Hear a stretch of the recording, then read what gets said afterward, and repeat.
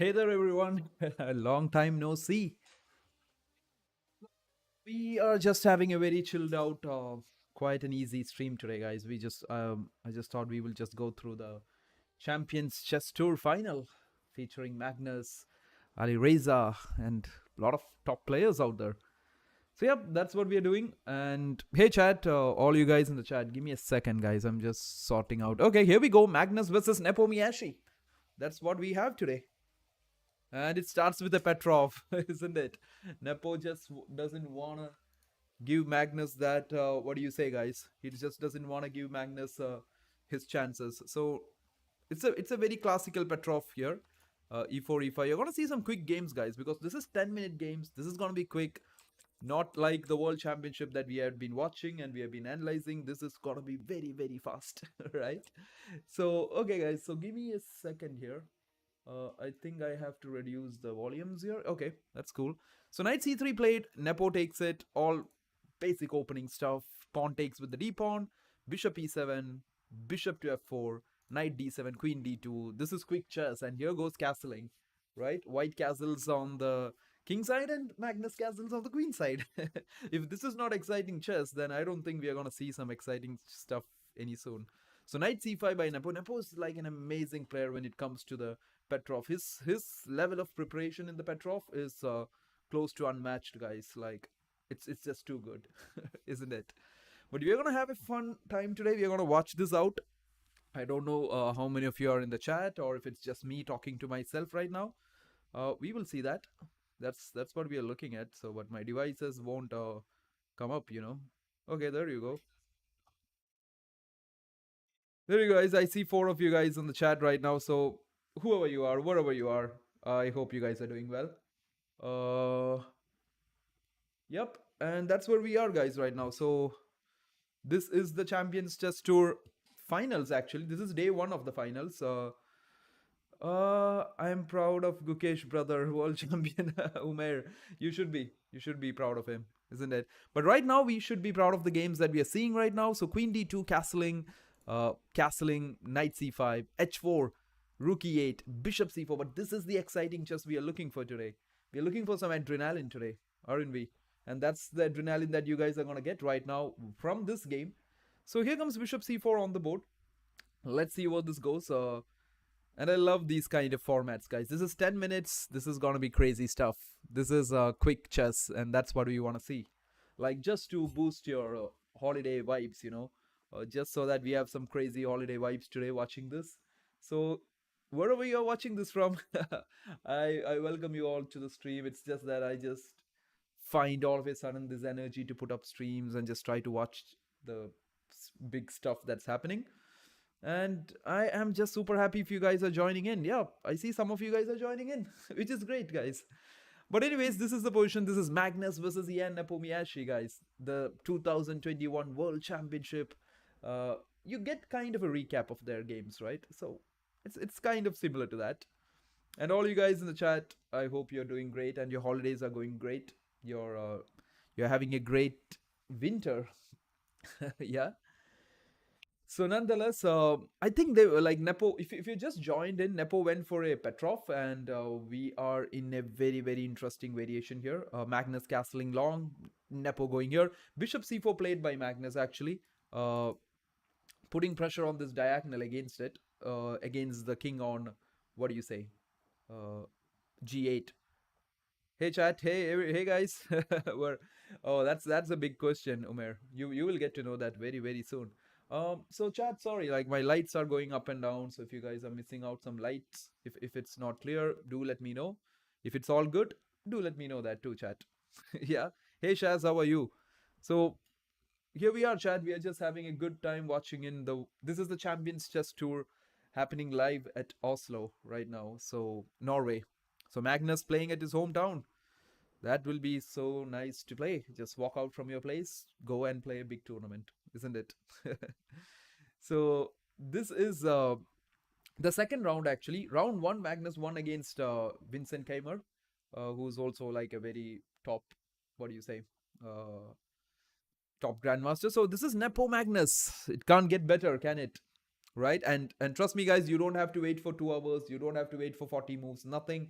You're gonna see this right now. Uh, I guess like around what do you say?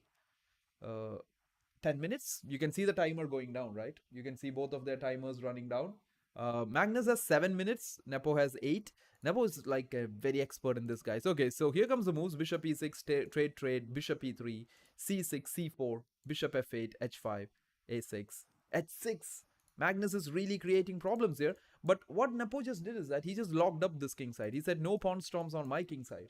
I'm not going to let you do that. So that's where we are. Queen c3, looking at this diagonal. You just can't get this bishop out of here, guys, because you're going to get checkmated if both these pieces are off that square. Queen e7, and now Magnus is thinking. Magnus is like, okay, let's spend some time now, right? And if you think what Nepo is going to do, Nepo is going to just slam in on this side of the board. This is what Nepo is going to do here. So he plays Queen e7 here. I think he's planning b5 to attack on this side. So that's what you basically do when you castle opposite side, guys. You just attack both the kings on the opposite side. You just push your pawns, like crack open the king side and just attack there. So that's what I think both the players are doing. So yeah, hey Abhishek, I hope you're doing good. Yeah, somewhere, man. Like I'm somewhere in this world doing this. Okay, so Magnus just played rook e1, guys. I think he feels that there's nothing happening on this h file. Let me just do something on this. Oh, Nepo goes for f5. And the bar doesn't like that. And that's the fun thing about these rapid games, right? Bars don't like that. The the bar is like, oh, don't do such stuff, guys. So there we go, rook e1 on the board. Nepo plays f5. That is quite a move. So this king b1 is like always part of when you castle long, isn't it? It's like part of long castling. You just move the king to b1. Just keep it safe. And yeah, this is and if you guys have just joined in, this is the Champions Chess Tour. Magnus versus Nepo. It can't get better, guys. Okay, Magnus just removing the bishop out of here. He's looking this diagonal but opening this files for the rooks. This is looking nice. Look at Magnus's position. Magnus has a queen on c3. The rooks are placed well. The knight is ready to jump in any time. The bishop is looking on this diagonal. This looks nice. This looks nice. I feel Nepo's king is a bit more weaker than what you think here. Hey Jack, how are you? Pretty good, Jack. Pretty decent enough to explain this for you. Don't worry. So at least I'm sure we will have some good takeaways after this. Oh, nice one by Nepo. The computers love these moves, you know. Computers are like, amazing move, man. You just block this bishop on c1. Good job. Right? So now what's happening, guys, is that Nepo is targeting this pawn on h6. So Magnus had to immediately go back. And that's not looking good for the world number one.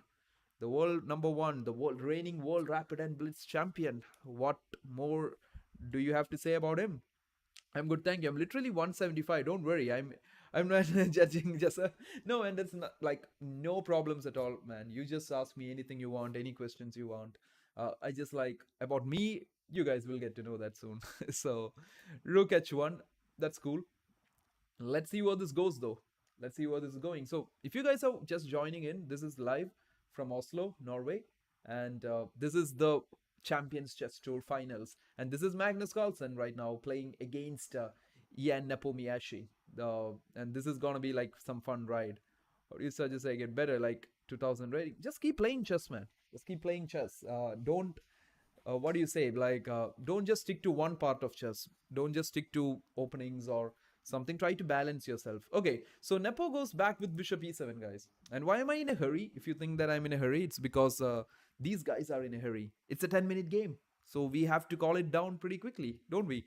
And Magnus is like, okay, if you go there, I come back here. So Magnus has been putting this rook to h1 and e1 for the past few minutes, guys. And now I think he's planning to, like, this is Nepo's plan. He wants to get a diagonal for his bishop. And Magnus says, I keep losing and not learning. That's the thing, right, Jack? Just take it some time. Take some time to learn, and then try to balance your chess. Try to learn the end games, middle games, openings. Don't stick on to like some traps, tricks, and all. Just try to learn the theoretical parts of these, all these parts of the game, right? Spend some time learning, spend some time playing. I think you should keep a balance between them, right? But yeah, anyways, all you guys who have joined in, it's great to see all of you at this time. I don't know what is it time for you, but whatever time you're joining in, great. Absolutely great to catch you guys up. So that's where we are, guys, right now. This is the Champions Chess Tour. and I'm just fixing something. Give me a second.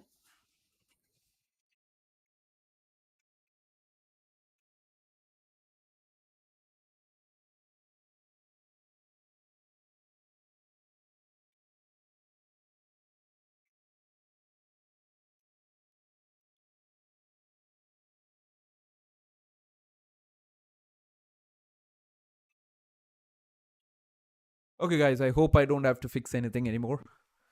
So bishop to f8 played. Where were we, guys? Yep. So we are back. So you're such a nice guy. Thanks for the advice, man. I'll subscribe. How often do you stream?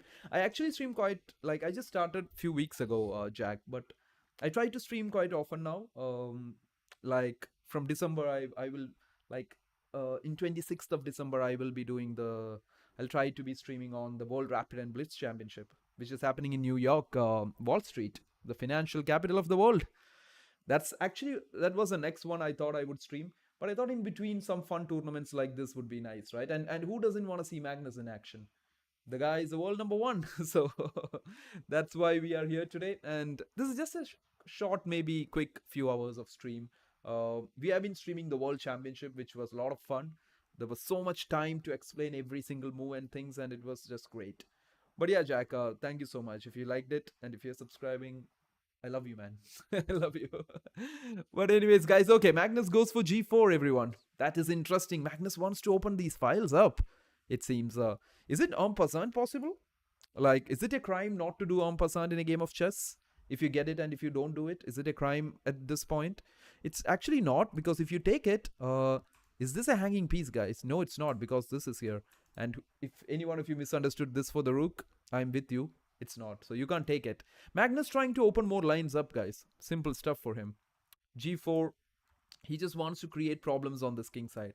But I'm just saying how. Nepo has got it locked completely. And Magnus just would be just looking at what's going to happen after b5. I think Nepo is going to go with b5 here and put some pressure on Magnus at this moment. Which would be interesting to see, like which would be really fun to see. But let's see where this goes. So Nepo, I think he might also be planning to take this pawn, guys. Why is he hesitating if so? Okay, he's not hesitating. He's not hesitating. And Magnus says, give me that d pawn. That's mine. Okay. So crazy game, guys. Crazy game of chess. This is why I actually streamed this, because I know this whole stuff is going to be crazy and a lot of fun. A lot of fun streaming this for the next few hours, guys. You're going to watch some fun games, okay? Just don't go anywhere because there's not much time for both players. This is rapid chess, very quick. Oh, look at this bishop. Look at this bishop. The sniper is back. The sniper is back on g7, isn't it? And all you guys, if you have any fun questions for me, do let me know. Like, even though this is very quick, I'll try to answer them at some point or the other. But queen a5 on the board. Magnus trying to get those dark squares, or like he's trying to get control over some of the very important squares here. Let's see where this goes, guys. Queen a5 played by Magnus. Where is Nepo gonna take this game? So they actually play, I think, the best of 3 here, or rather best of 2. And if the best of 2 ends in a tie, then they go into a third one. Oh, Nepo finds some retreating moves. That is interesting. So is Magnus gonna double up on this open file? That's one plan. Or he could even just play this move c5 and just cement his rook on d6 here. Look at this guy. Look at that rook on d6. But let's see. This is a live board that you're watching. Hey, Alok, how are you, man? I hope you're doing great. It's been few days after the World Championship, hasn't it? So knight goes back to f8. b3 by Magnus. Maybe he's trying to get rid of these bishops here, man. Like, I think he's just trying to get rid of these, trade off these bishops from this diagonal. Nepo trades. Queen comes back. Rook e8. Queen d2. We are seeing some super quick chess today, okay? This is nothing like the World Championship. This is some fast chess that we are going to see. And this is fun. This is real fun. You might be a bit confused when you watched it initially. Like, what are these guys doing? Just so fast, right? But don't worry. It's all good. It's all good. We got you. So queen d2 played, guys. The queen's looking down at this pawn now. Magnus is aiming at this pawn. This is Magnus Carlsen versus Nepo Miyashi here. At Oslo, Norway. The Champions Chess Tour Finals is happening, and let's see how this goes. Let's see who's got the better of each other. Magnus is the reigning world rapid and blitz champion, guys, and that is something the world champion doesn't want to give away to anyone. So queen goes here. Nepo is ready to just give it up. Nepo's like, you take it, you take it. Let's have some fun here now. Nepo goes with queen e7. Magnus thinking, down to 3 minutes, everyone. Nepo's down to 4 minutes. This will be exciting, or at least we'll make it exciting. Right? So that's where we are. This is round 2 of the finals. There are a lot of other games also happening between Levon Aronian, Ali Reza Firouzja, Vincent Keimer. There is Weasley Saw. There's a lot of other people playing, but since it's a very low time control, we just can't catch up with everything, right? So we will just follow Magnus Carlsen right now. And I think that would be good enough for you guys to see some amazing piece of chess, right? So bishop b2, Nepo comes in with the queen to e2. He's like, you want to trade some pieces? Maybe Magnus, but no. Magnus says no, no, no. I want to checkmate you. Maybe queen takes f4 here. Oh, this back rank, so scary. Queen f1 check. This bishop. I think Magnus got this covered. Magnus got this covered. But what's Nepo gonna do? Is queen f1 an option, guys? Queen f1 check. How do you cover it? Oh, queen c1. You don't have rook e1 because this knight is looking down from f3. So that's not working, is it? So if you guys like the stream at some point or the other, you can like the stream. You can hit that like button because people say that the stream reaches more people like that. So that would be nice. And you can subscribe. I think we are close to somewhere around 3,000, which is not huge, but it's okay. It's okay. And if you don't want to do any of this, guys, no problem. We can still enjoy a game of chess. So that's where we are, everyone. The Champions Chess Tour finals. It is Magnus Carlsen, the world number 1, putting pressure on Ian Nepomniachtchi, another amazingly strong player from Russia. Right now, I don't know which flag is he wearing, but he's from Russia, and that is what is happening here. Will Nepo take down Magnus? They have been in the same team previously. They've faced against each other. These guys just absolutely know how one is gonna play. It's like they just know each other so well, right? Oh, queen f1 check. We got it correct. Queen c1 comes in. But I don't know, guys. Like, is he just gonna take the pawn? Yeah, your knight is in a bit of trouble. Maybe trade. Yep, trade the bishops. The king is gonna take back. Or is he thinking to take this? No, he takes that bishop away.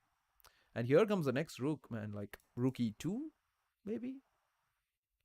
Uh, this is a bit of danger for Magnus. Like queen f4 played. Will Nepo knock out Magnus here?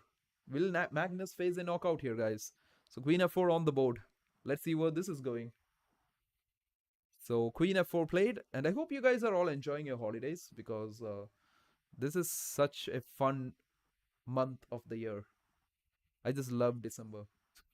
It gives me all these holiday vibes forever, right? It's just so great. But anyways, coming back to the game, everyone. So queen f4 played by Magnus. Let's see where this actually goes. Rook e6 by Nepo. The computers are like, what are you doing, man? Because rook d8 is coming. Because it's targeting the knight on f8. Look at this, guys. Because the rook cannot go back and save it. And this knight doesn't have some good squares. So not looking good for the world championship. Sorry, like I'm sorry, like it's not the world championship. Not looking good for a previous world championship challenger, Nepomniachtchi. Rook d8 on the board. Magnus doesn't slip, like let you slip away from this, does he? So rook d8 put on the board, targeting the knight on f8. I don't know where this is going now. This is looking very interesting. This is looking interesting. I don't know where this knight is going actually. I think the only defense is queen c5, guys. Nepo's down to 1 minute 48 seconds. Magnus has 1 minute 46 seconds. This is some exciting chess that you're seeing right now. 1 minute 46 for Magnus, 1:36 for Nepo. He needs to find his way. He needs to find his way. And they have 2 seconds increment for every move they make. And that's what I feel. That's what I saw.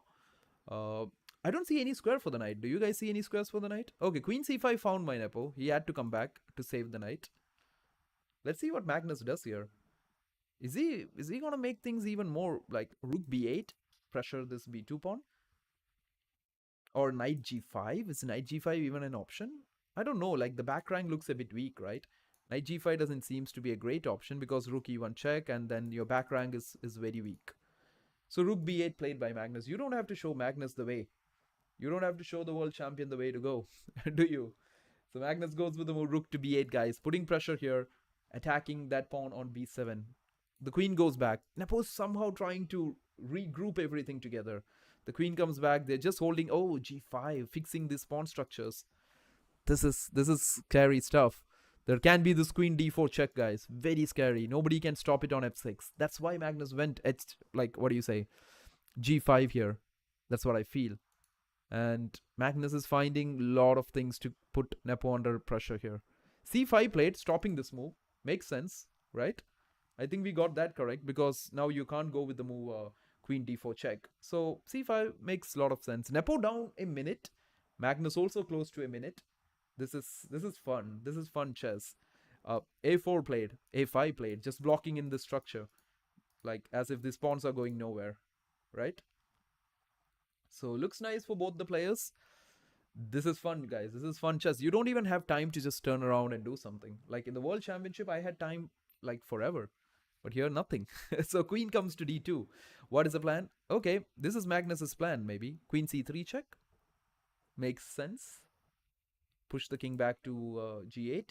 Not easy, but Magnus thrives in these kind of positions. It's like he can just grind these kind of things out. He has a weakness. He's looking down at the b6 pawn, tying down Nepo's pieces. I think something like king b2 or king a2 is like Magnus kind of moves. Just move it out of this check, right? It's just so annoying. Get it out of this check and just ask Nepo, what are you gonna do? You're so tied up. Look at this rook tying this up. Magnus just maneuvering around.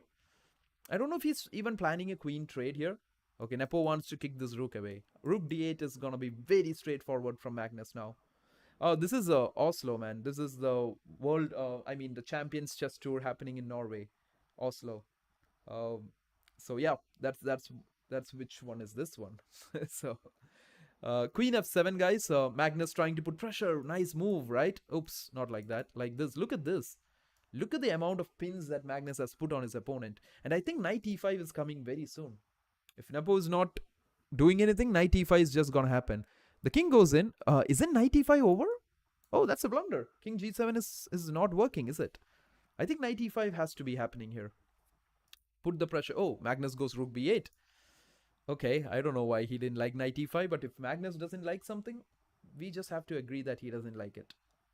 Because, okay, knight d7, guys. Rook here, rook e7. Nepo somehow defending here. Queen d6. Magnus putting all the pressure in the world on Nepo.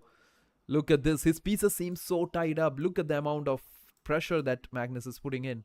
You can't take this knight. If you're thinking, can I take the knight on f3? No, you can't, because I'll just take this rook, check you, get the knight. And that is really sad. Right? So that is what is happening. Nepo under 4 seconds, guys. 3, 2, oh, he makes a move. He's on 5 seconds now. Magnus down to 5 seconds. Will he blunder? Okay, Magnus takes it, and Nepo has blundered a piece. Yeah, Nepomniachtchi has just blundered a piece. Okay, that's game over. Game over, guys. Magnus wins. Magnus wins game number 1 of the second round.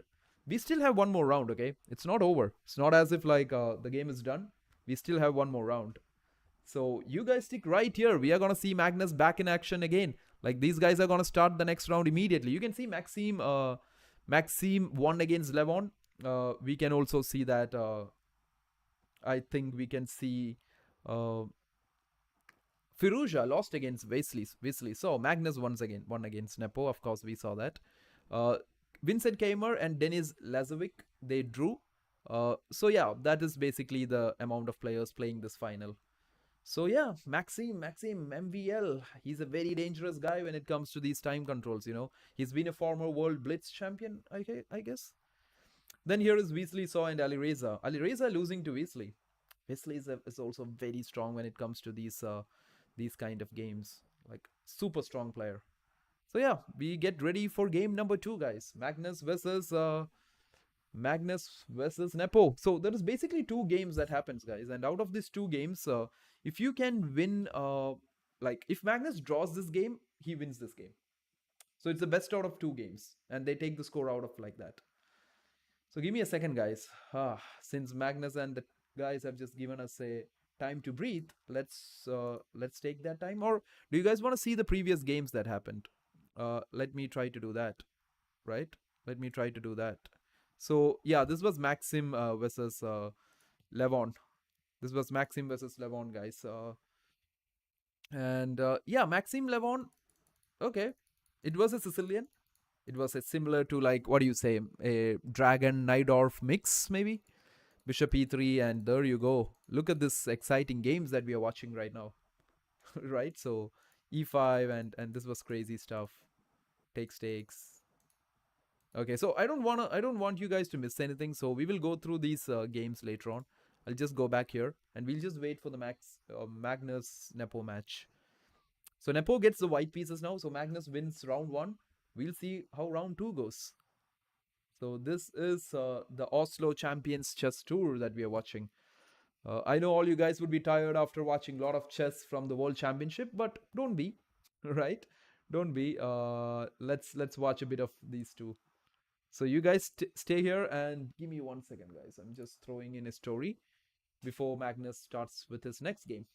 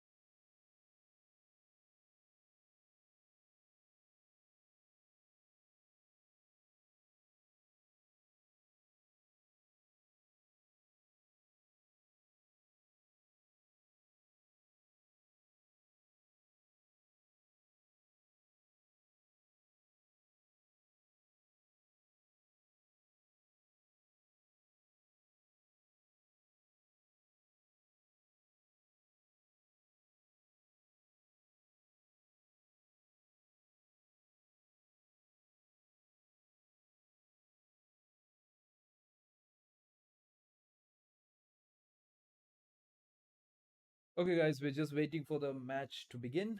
If you guys have any questions for me, do let me know. Anything regarding what's happening, how's life, or even anything about chess, you guys. I'm just kidding about the rest.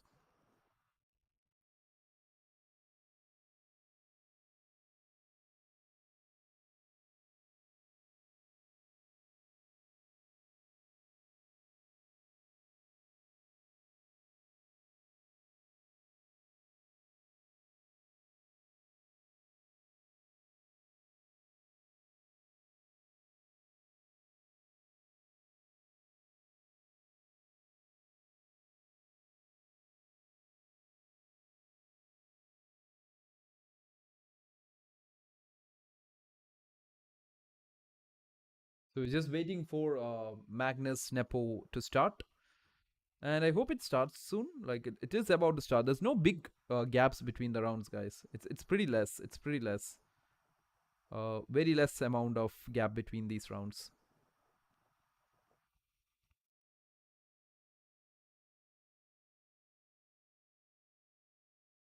So I'm just making sure I get the story done with.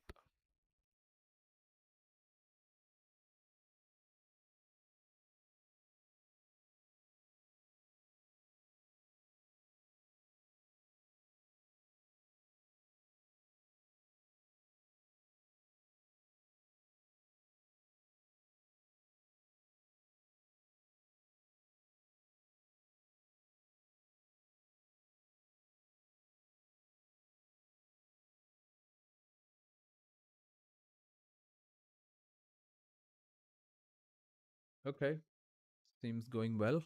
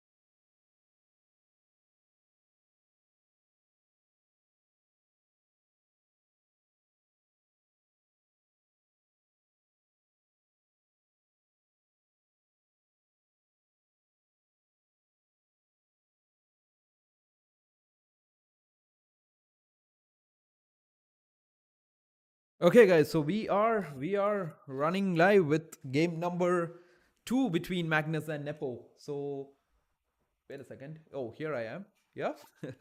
So knight f3. I think we are till knight c3 here. So we get to see what is this opening actually. Vienna. E4, e5, knight f3, knight c6, bishop c4, bishop c5, d3, knight f6, knight c3 by Nepo. So he has to do something here. If this game just ends in a draw, guys, then Magnus wins. Magnus just simply win. Yo, how are you doing, man? And how are you feeling after Gukesh wins? That's nice, man. It's been great. I think I think the internet is flooded by Gukesh right now. So I thought I'll put in a bit of Magnus to get to it. So knight c3 played. But anyways, man, nice to see you back. Nice to see you. How are you? How are you guys? So knight c3 played. Magnus taking his time. This is 10 minutes, guys, plus 2 seconds for every move you make. This is quick, fun, adrenaline chess. This is not gonna take a lot of time. I know a lot of you might have followed the World Championships. It was exciting. It was long time control. We could spend hours on it, but no, this is just a matter of few hours. So bishop e3 played by Nepo. I think he just wants a trade. No, Magnus says no trade for you. You trade me. I take with this. I get an open file. So that's what Magnus says. Oops, yeah, my arrows are working. Uh, so that's where we are. So Nepo breaks in the center with d4 here. Let's see. Is this a free pawn, guys? Do you guys do this kind of sacrifices? So takes, knight takes. The sacrifice I was talking about, guys, is knight takes e4. Because if you take it back, then d5. This is exciting stuff, right? So was Magnus was not excited. He said, nah, I don't like your move. I'll take on d4. And I think if the knight takes back, which Nepo did, Magnus just castles. Knight b5. Okay. Nepo says, my knight is going to sit here forever because nobody's pushing it away. And I'll just look down at your pawn on c7, tying your queen up to d8. Can I ask one dumb question before we proceed? Okay, go ahead. Don't consider it dumb. Like, I will consider it as a very serious one. You ask me. So, knight b5 played, everyone. So where we are, knight db5, exactly. So Magnus is giving us some time to think here. Both players just playing quick chess, and that's the fun thing, guys. Rook e8, Magnus putting pressure. Nepo said, no way, I'm just gonna castle. d6 played. Rook e1 played. So this is all straightforward moves that you see right now happening. Both players bringing their pieces out into the game. Both of them castling, getting the pieces to the best positions. And that's where we are going right now. So, yep. This is round number 2 between Magnus and Ian Nepomniachtchi here. And this is fun. This is real fun. Knight e5 comes in. Okay, put some pressure, and Nepo immediately says that I want to keep this bishop. I'm not giving you that. Bishop d7. Magnus somehow trying to get rid of this annoying knight here. Nepo has to win this, guys. If Nepo draws this game, Magnus wins the match. This is 2 rounds. First round, Magnus won if you just caught up a bit late. Prague defeated Ricardo. Why he's not in World Championship? Pardon my lack of knowledge about the reason even. No worries. I'll get to that like maybe after this is done. Since Magnus doesn't give everyone a lot of time to think or to go to other stuff. So we will get to that too. Okay. But anyways, guys, let's continue here. Knight b5 played. Bishop d7 played. He's putting pressure on the b5 knight. Right? Because we get a lot of time. Man, like in between the games, there's kind of some time to go for it. So there is also other games happening simultaneously between Weasley Saw and Levon Aronian, Maxim Vashim Legrev, Ali Reza. So Queen d2 played by Nepo. I think he just wants to bring his next rook, right? Just bring the next rook to d1. And yeah, Nepo playing for a must-win situation, and he has got a good lead in time. Nepo has 9 minutes, while Magnus has 7 minutes.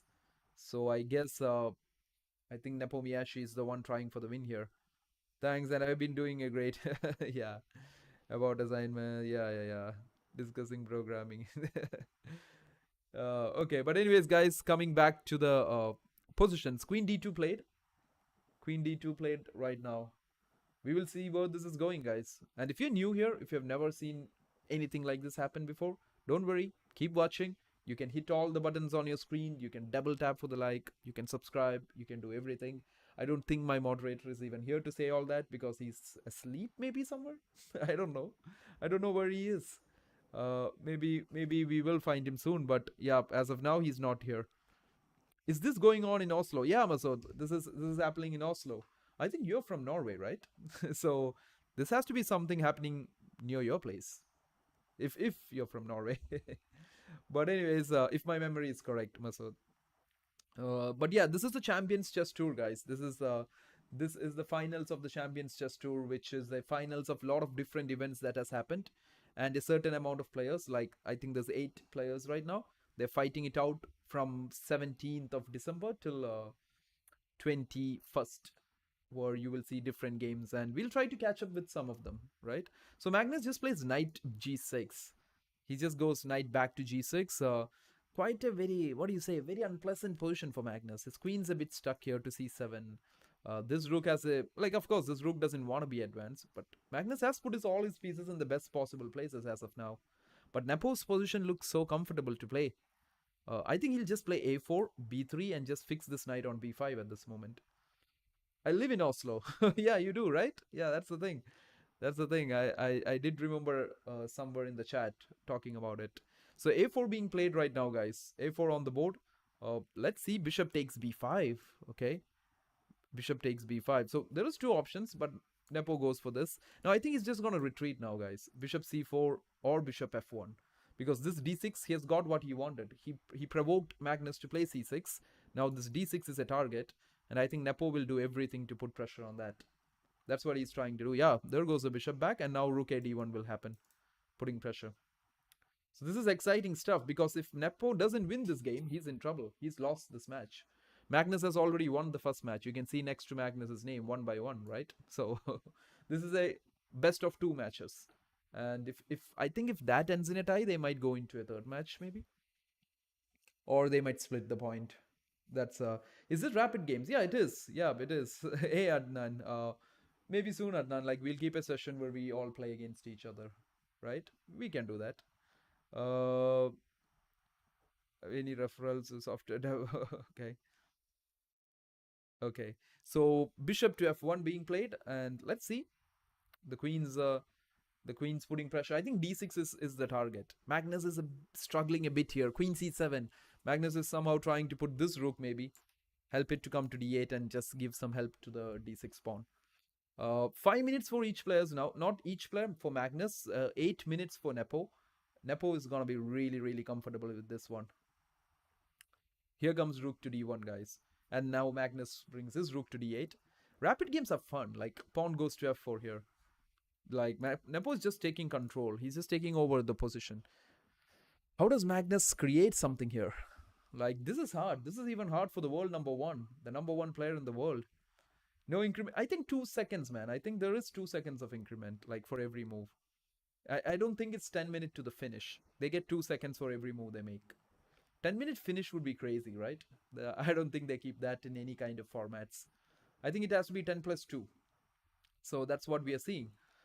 Yeah, right? So f4 played. It's a very uncomfortable position, you know, like, so one very important thing, guys, in these kind of positions, do not dare to push f5, because you're just giving a random square on e5 here. Just don't do that, right? Just don't do that. Just trying to help out in between, they think. So Magnus is really thinking here. He's down to 4 minutes.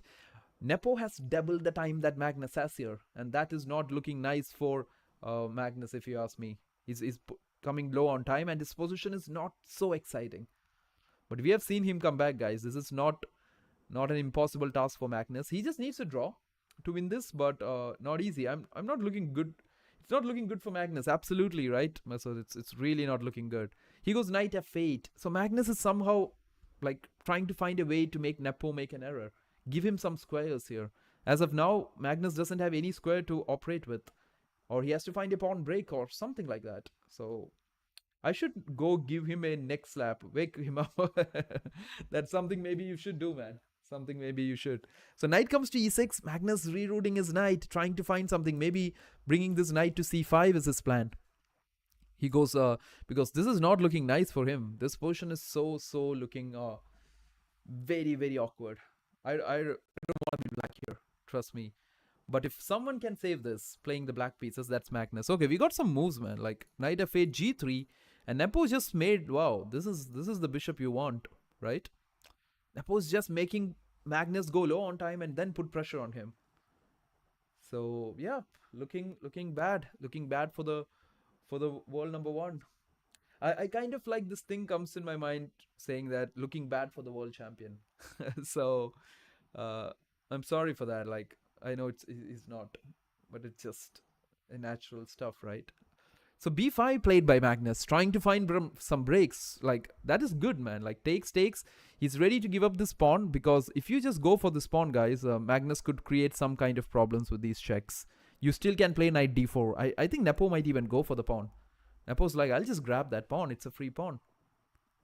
He might, or he might just play a prophylactic move. Just go with the king to h1. That also works for Nepo here. Nepo is smart. He's playing good fast moves. That's the thing, right? Nepo is like so experienced here. It was always a mystery how Nepo lost that rapid tiebreak against Dingleran. So, but he just lost it. He's a smart player. He knows how to play smart moves in time pressure. So h3 played, you see, he's just creating simple moves that is not very hard to think. b4 by Magnus, putting pressure here. Knight d5 looks very exciting. Or maybe just attack it this way and get the pawn. That's also fun. You could even just go knight to a2 and just attack the pawn on b4, guys. So chat, if you're new here, I hope you guys are doing great. Absolutely great. And if you're coming from Instagram, then also I hope you're doing great. Trade some pieces. Yeah, he has to. Magnus is trying to put pressure on c2 here. He's trying to put a target on c2 and just create counterplay. Because if he just keeps waiting, then Nepo is going to do something. But 3 minutes good enough for Magnus. Oh, Nepo goes to the center, takes, and you give him a very important square. Is he going to go knight c5, chat? Or is he just going to retreat? Oh, queen b6, a nice in between check. Goes here, knight c5, right? Now things are going into Magnus territory. He's got your squares. He's putting his squares like pieces on the dark squares. But you cannot kick them away. This rook is... Oh, Magnus says, I want to reroute this knight. Let's put some pressure on this d5 pawn, maybe. That could be a plan. So, very interesting to see where Magnus is going with this. Or is he planning to give the rook this open c file? That could also be a plan, chat. Magnus working his magic as usual. Yep, absolutely. Absolutely. Just making sure he is creating one problem after the other for his opponents. And there's lots of things you guys can just learn from watching these games, everyone. If you're like thinking of improving your chess, I think one thing that you should always be doing is follow top level chess. King h2, g4 being played at this moment. Magnus comes with queen c5. I think his plan is rook c8 and boom, hit you here. Because you see that this bishop is not really doing too much for you because it's looking directly at the pawn. And I don't know. This e5 square is very important. You just can't push this pawn. If you do that, that's the end, guys. Trust me. That is the end if you push this f pawn. If you give that e5 square, I think Magnus at some point might even try g5. Like, it's a very crazy move. I'm just saying once the queens, maybe after the queens are traded, g5, he's going to go with it. Make Nepo do something with it and get this e5 square. If that happens, you guys have to sub right now. Right? If this knight ever reaches e5 in this game, you guys have to subscribe immediately. No other options. Just kidding. The c2 pawn is looking very weak now. Yeah, that's why Magnus played b4, Masood. He was putting pressure on this, right? Okay, some trades is good for Nepo. Maybe rook c8 now by Magnus, putting pressure on c2. That does make sense, right? Rook c8 is a move he can play. Rook c8. Okay, he goes knight f6. He's trying to put pressure maybe on d5.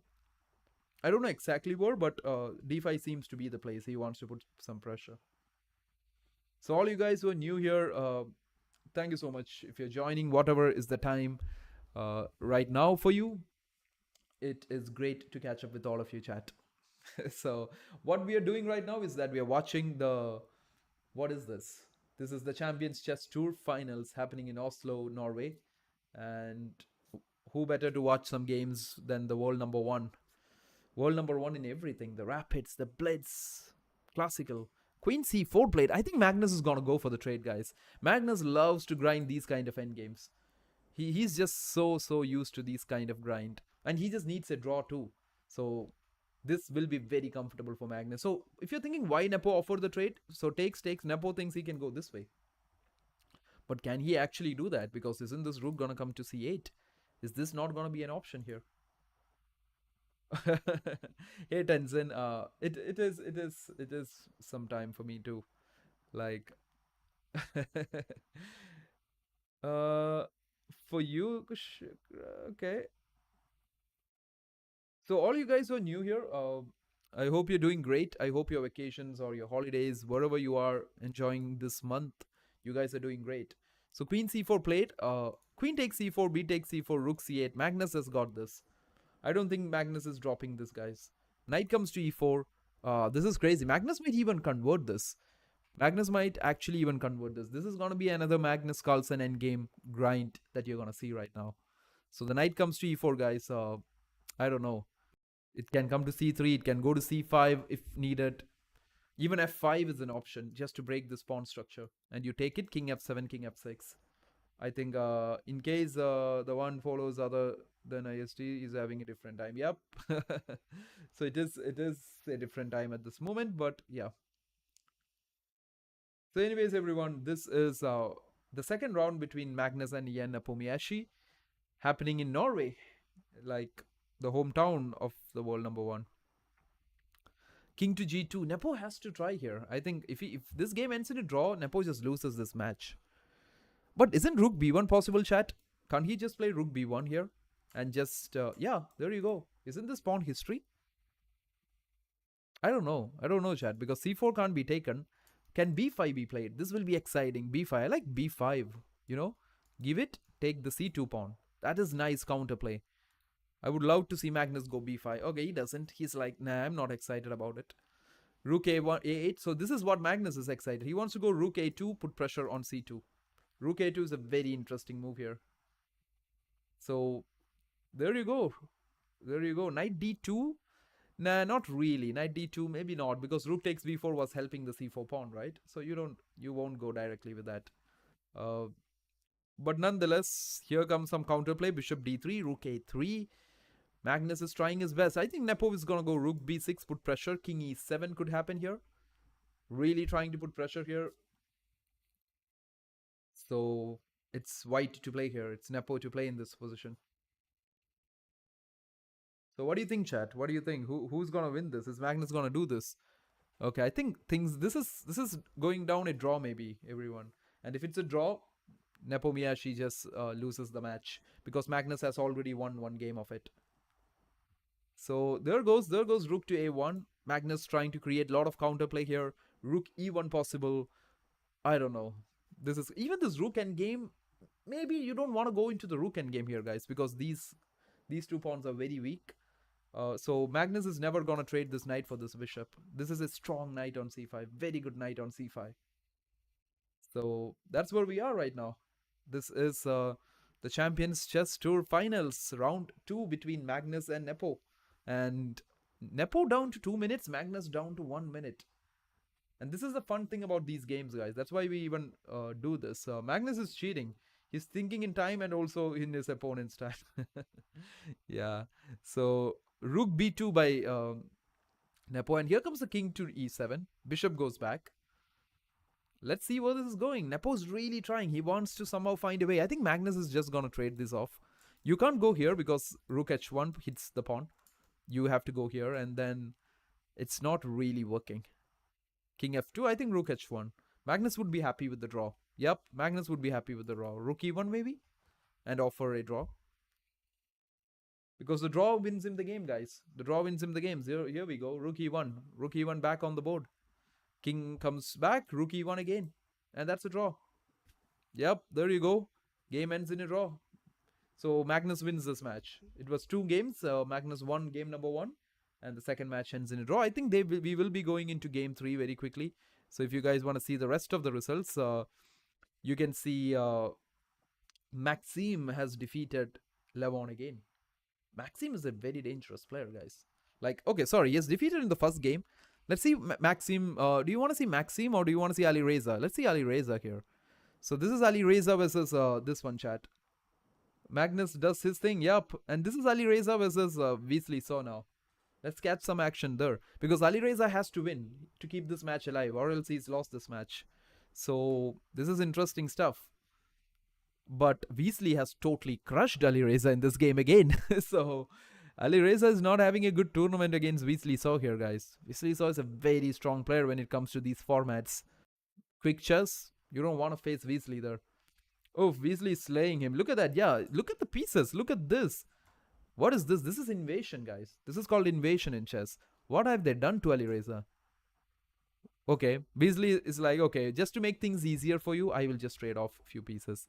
And look at this now. This is under attack. This is under attack. Rook b8 has to be played here.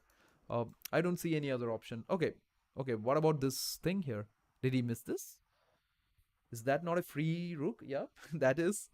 Weasley is just picking one thing after the other. He's like, you really want to do this, Alireza? I'm just gonna take off everything. Next, he's gonna take this pawn, and this is crazy stuff by Weasley. So, I think he wins this game. Alireza might just resign here. Yep, Weasley so wins against Alireza 2-0, right? That is a big win. That's a big win for Weasley. Just crushing Alireza down there. Someone who's so good at these time controls. 2-0 there. And let's see Maxime versus Levon Aronian here, guys. So Maxime again very strong. So Levon has to win, but sadly he's losing again here. So Maxime is gonna go for a 2-0 sweep here. This is hard. Oh, will this king get checkmated? I don't see a way. I don't see a way for that. Levon trying his tricks. Levon trying his checkmating tricks, guys. Is this gonna work?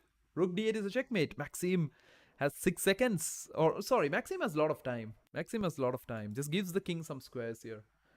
King g5 by Levon. Oh, wow. Maxime just makes it so easy. I think Levon can just resign now. Rook takes c4. Maxime's like, now what are you gonna do, man? I just simplified to an absolutely winning endgame. You're finished. This pawn is going. The rook is coming to g7. This endgame is lost. Absolutely lost. Maxime is slaughtering as well. Yeah. Hey, Selo, how are you, man? How are you? I hope you guys are doing great. It's great to catch up after the World Championship, and Maxime just finished him. Wow. Crazy chess. 2-0 Maxime. 2-0 Weasley. So, Magnus did a 1.5 here. But now if you look at this chat, you can see that there's another two very talented guys, Denis Lazovic and Vincent Keimer playing here. So we have to see that too. So Denis versus Vincent. Their first game ended in a draw. So this has to be a critical game. And Vincent being pushed. So Vincent was very popular recently because he was part of Team Gukesh for the World Championship. Can we see some preparations from there in these kind of games too? Or will he show some of that? So Maxime is slaughtering. Is there another round? Yeah, there is. I think there is one more round, chat. Like there is one or two more rounds. We'll have to check that. But I definitely think there might be one more round. Because they finished first round. Then we came into the second one. So some fun chess happening. It's a major piece endgame. Vincent just offering a trade which makes sense because he can't take b2 because c4 is lost. What a very crazy kind of pawn structure, isn't it? There is weakness on c6, c4 and a4 while there is a weakness on b2. So I don't know, okay, Dennis is like, you want to trade and just give me an amazing pawn structure? And Vincent's like, nah, not interested, man. So let's see where this is going, guys. Is it also going into a draw? King g2, queen d5, king g3, and that could be a draw. Yeah, they could sign piece here. This way is more entertaining than classical chess. By the way, this could actually be televised with a good commentary. Yeah, absolutely, right?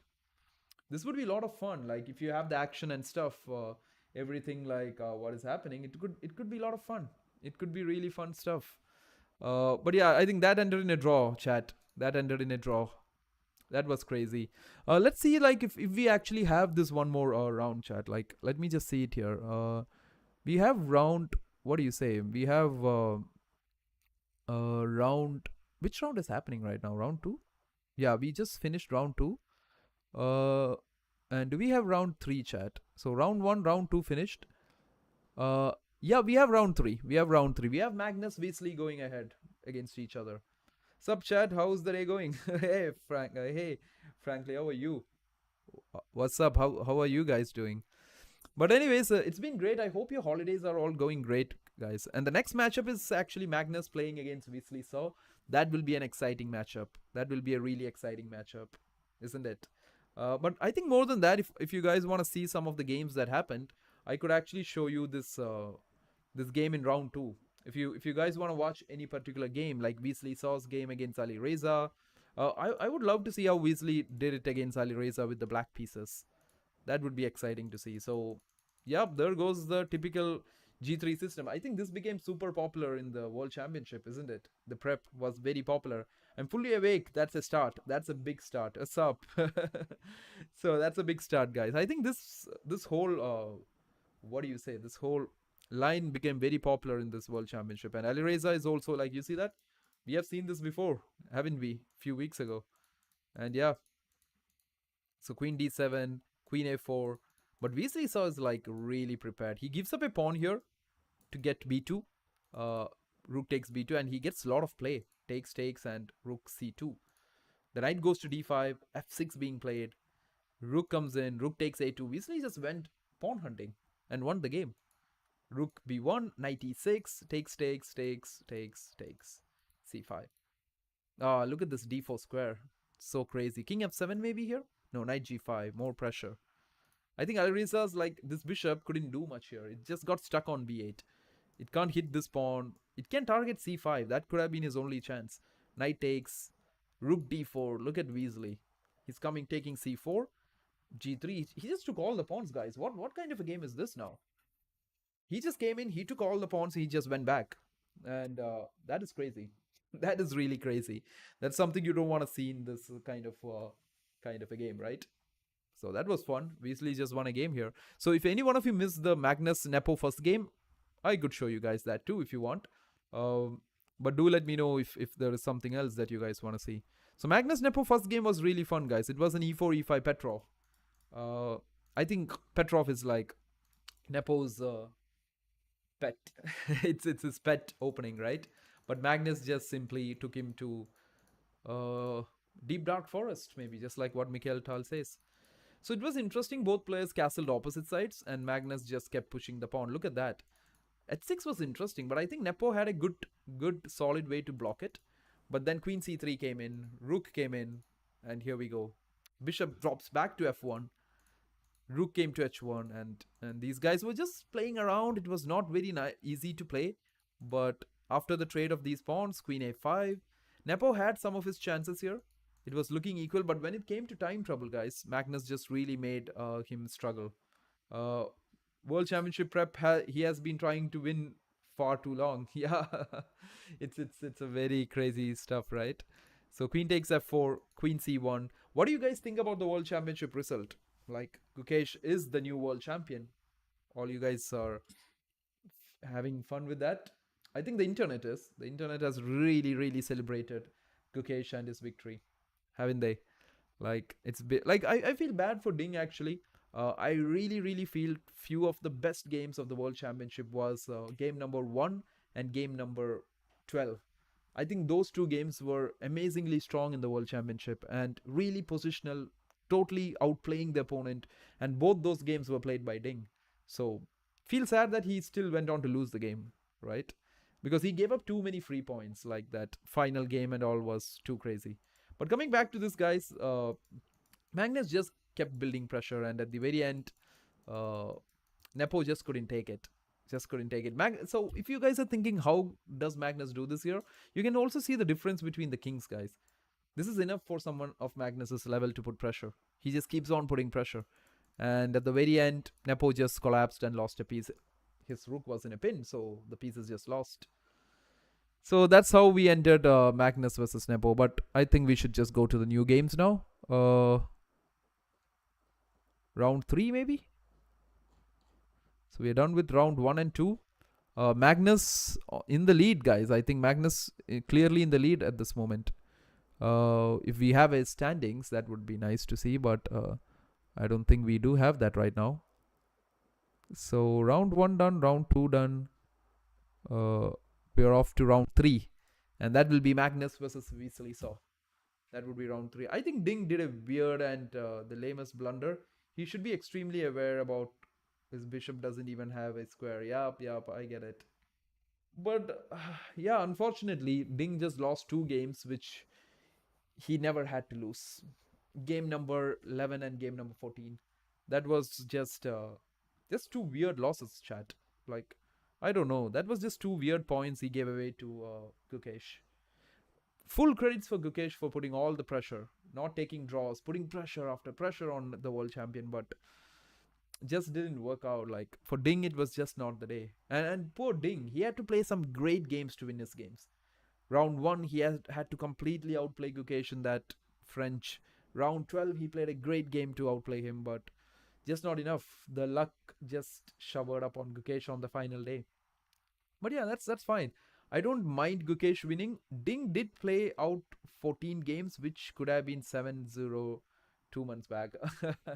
That's a very interesting point, Venki. Like, yeah, he like Ding is a very strong player actually. Ding is a positionally very strong player, but yeah, he did give it a good fight. He did give it a good fight. I would love to see how the future holds for Gukesh too. Like how will he be facing any kind of pressure? Because now he has to face the likes of Magnus and other people like Magnus. There will be Fabiano and all is just crazy. I think Fabiano just won the FIDE circuit, so he's coming for the candidates again, and it would be great to see who's next. It would be amazing, chat, to see who's next gonna face Gukesh for the world championship, and that's gonna be an even exciting match. I think Fabiano would be a great challenge. Like he's been at the top for years right now. If not for Magnus, I think Fabi would be a very much more celebrated chess player. Like I don't know what you guys think, but he's just a very strong player. Fabiano is just a very strong player. Chess players perform lesser after years of pattern recognition. How does that work in chess specifically? I know other esports require reactions and stuff. Yeah. Uh, if you take something like Fortnite or other kind of stuff, or like esports with anything else, you take FIFA, you take battle royale games, you need reactions and stuff. Just like that in chess, it's recognizing different patterns, right? It's like you get an understanding about the positions. You know that this has to be done in this position. Like it's an intuitive feeling that you gain out of it. So we are talking all this chat because we are just waiting for Magnus Weasley to start, and it will start right like in a few minutes maybe. So yeah, in between that, guys, like as you were saying, I think what do you say, that pattern recognition is something that comes to you. Like it's a feel for the game that you get with years of practice and play. So which is kind of very important. The question is, will Ding play candidates again, and how? He said he's not going to play the candidates like just like that. He's not going to try to win the circuit or something, but he did say he will play the World Cup, something of that sort. And if Ding manages to play the World Cup and he wins the World Cup or something like that, and then or Grand Swiss, if he plays the Grand Swiss and win the Grand Swiss, then he might actually qualify for the candidates, and that would be so fun. I would love to see Ding playing the candidates again, and it would be even more funny if Ding actually wins it and comes back to face Gukesh. I know from a spectator point of view that is not really exciting, is it, chat? It's really not exciting. I totally understand that, but I think from a comeback point of view, that would be fun. How come that even after the knowledge Ding lost to Gukesh, and it would be super exciting, isn't it? It would be fun, right? Ding coming for the revenge. Yeah. Hey Gautam, how are you? So yeah, Ding coming for the revenge, man. Like it's a fun thing. Like I don't know, but it's very hard. It's very hard. I think Fabiano and stuff, people at the top, they just don't let you do that. They just don't let you do that, chat. It's very hard to do it. I think even Hikaru, you have Fabi at the top, you have Ali Reza, you have Weasley So, you have Wesley. Everybody's there, right? They're all fighting for it. And but you never know. You never know. It might be just like one fine day, Ding might just make a comeback. And I feel Ding like a much lighter person right now, right? The comeback, isn't it? Is Hikaru playing the candidates? If he qualifies, I guess. If I think he might qualify due to the higher rating players qualify, right? He might actually qualify as the highest rated player to qualify. If Fabi goes out of the way, Fabi qualifies through the FIDE circuit, I think Hikaru would directly qualify as the on the rating point of view. That would be an option if Arjun Ergazi doesn't cross him. Is Hikaru playing the candidate? Yeah, I think I made that right. Ding, yeah, I feel Ding is like really a nice guy, guys. Like to be very honest, and I can feel after seeing a lot of Ding's video after the World Championship that he finally feels relieved. He's like, I'm done with this thing. I'm done with the pressure of facing people, and I'm done with this whole world questioning him. But He's a very nice guy. I hope all good for Ding. I hope he just goes on to just be happy in life, maybe. Right? A lot of pressure is off Ding's shoulder. Yeah, now that he doesn't have the to defend, defending your world championship is always harder than winning it. Absolutely true, Masood. I think that's really really true. Really true. I think for Ding, he has to be very much relieved, and we might actually see him play some great chess now. You guys might actually see him play some amazing chess right now because now he's just free, guys. Like he's nothing to lose, and the person who has nothing to lose is actually the most dangerous guy out there. Hikaru doesn't want to play unless the rating spot comes in. He mentioned he loses a lot when he's not. he loses a lot when he's not streaming. If the same in fighting, climbing to the top is easier than staying at the top. Absolutely, absolutely, I agree. So, anyways, chat, we are watching the Champions Chess Tour. This is the Champions Chess Tour finals happening at Oslo, Norway. So we thought we'd throw in a watch party for you guys for that. Because I know you guys might be chilling somewhere around the world. This is that month of the year, isn't it? This is that month of the year where it's just holidays. So have fun, everyone. Don't only stick and watch everything. Just go out, go for a vacation, be with your friends, someone. Is Magnus Carlsen 2906 now? Oh, really? Oh, wow. No, I think it's his rapid rating in chess.com. It's not his FIDE. It's his rapid rating on chess.com. So, but that is good enough, isn't it? That is good enough to be pretty high. But nonetheless, Chad, I think we will be having one more game today. This one more round, round 3 today, and then round 4, 5, 6 might happen tomorrow, like similar time. So let's see what do we have with this game. Oh, never mind. It's his rapid rating. Yeah, it's his rapid rating in chess.com. So. But I'm just really excited to see the next candidate cycle. I'm just really looking forward to seeing who will come up as the challenger next, because that is going to be a really really interesting challenge, and I would love to see how Gukesh would carry on this experience that he gained from this world championship, and how will he start preparing for his next challenges. How will he face the pressure coming and facing top events with players like Magnus and others. So that excites me, chat. That really excites me. So I thought he broke 2900 in FIDE rating. Lol, that would be a big, and everyone would be talking about it. So I was confused. No, he didn't. He didn't break the 2900 barrier. And he says it's a bit hard also. Magnus doesn't think it's easy to break it now because he feels there is been an, what do you say, the ratings have been going down. Like it's not easy. Everybody has been losing. The average rating at the top has gone down quite a lot. So not easy. Not easy to be there. But he's still there. And that's what matters. So just a second, chat. I'm just checking whether is there any other games that have started. So they're just giving a good amount of time in between. So which is nice. So let's see, chat. Let's see. Magnus Weasley. So yep, it is happening right now, which will happen anytime at this moment. So if I was not watching for the, oh, it started. He's also declining. So I was confused. Third match has started. Yeah. So I think it will just come up right now for us. So this is game number 3, Magnus versus Wesley. So both of them are leading, guys. Both of them are leading. Wesley had a great start here. He just defeated Ali Reza 2-0. And Magnus Wesley has always been some fun games. There has always been some fun games. With Vincent Kamer, check Kamer's match. Oh yeah, some game starts like few minutes late. So why are we not seeing it? Yeah, round 3, right? So has Kamer started? No, it Kamer Aronian, it's not shown here, but maybe it will soon. Kamer is good, but he just can't handle his time. Oh really? But Kamer would be under a lot of experience too right now, because he has just played. No, it's not started here, but I think they will update it right now. So Kamer has been doing great, chat, because I think he'll be up with a lot of experience playing with, being part of the Gukesh team for the World Championship. That would have really helped the guy. I'm just waiting for this game to start. Review Gukesh versus Ding. Oh yeah, like we have already done one recap, which is in the in the live session, you can also watch the, like we have done, what do you say, a lot of stuff on the World Championship.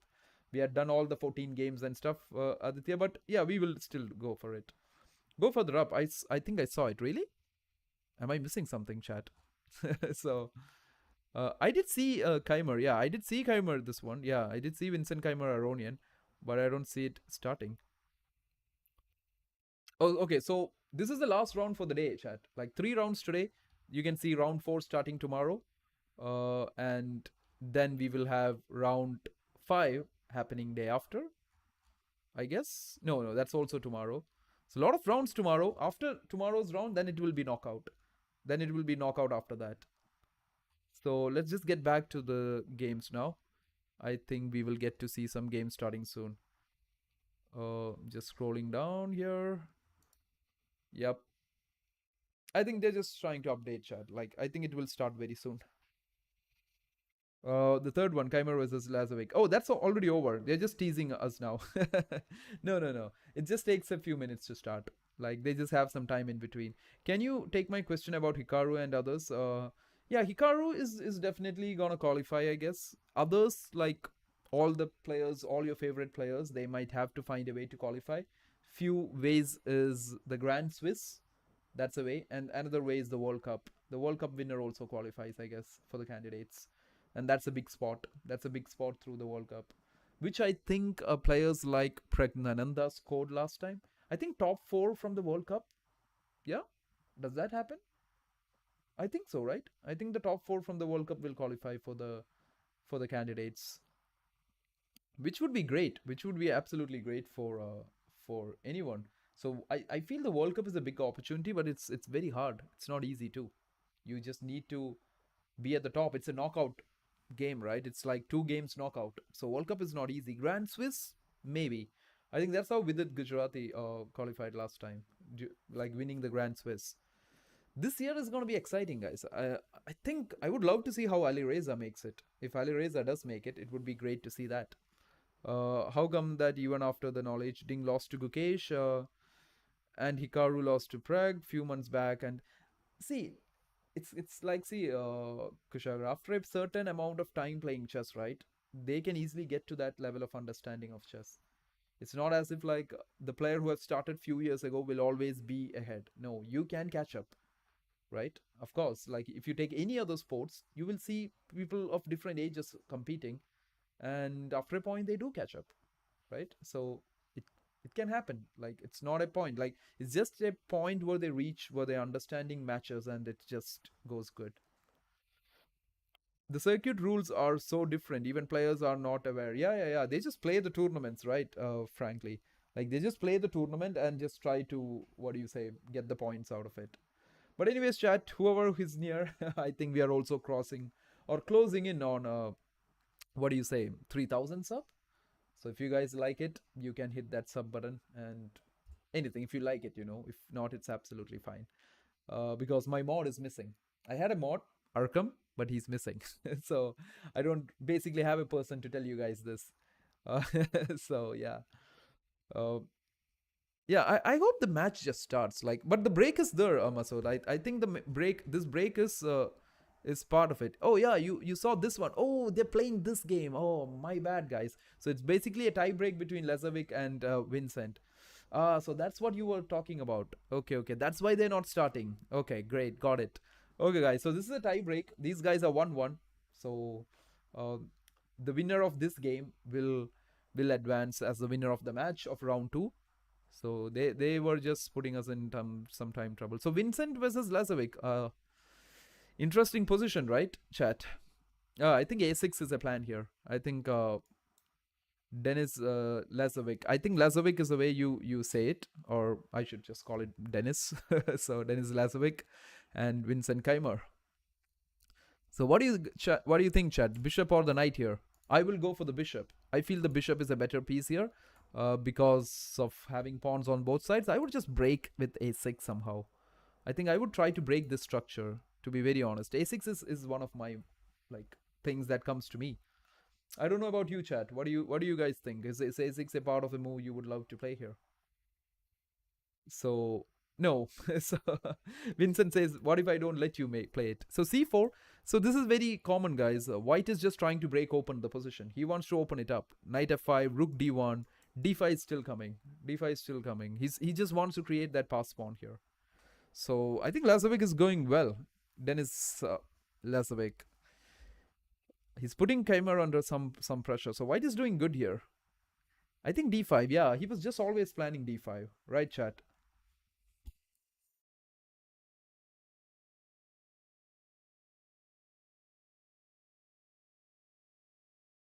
So here we go.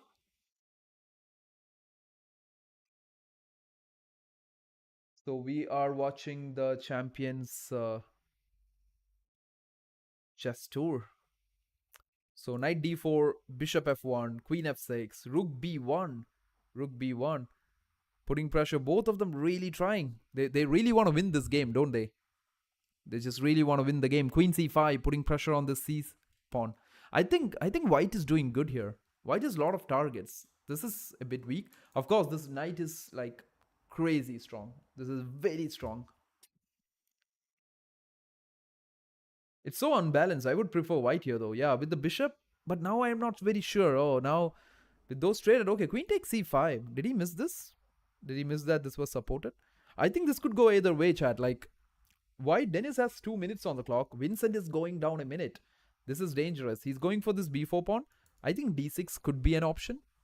Maybe. Or, I don't know, rook d1 and then start just pushing it.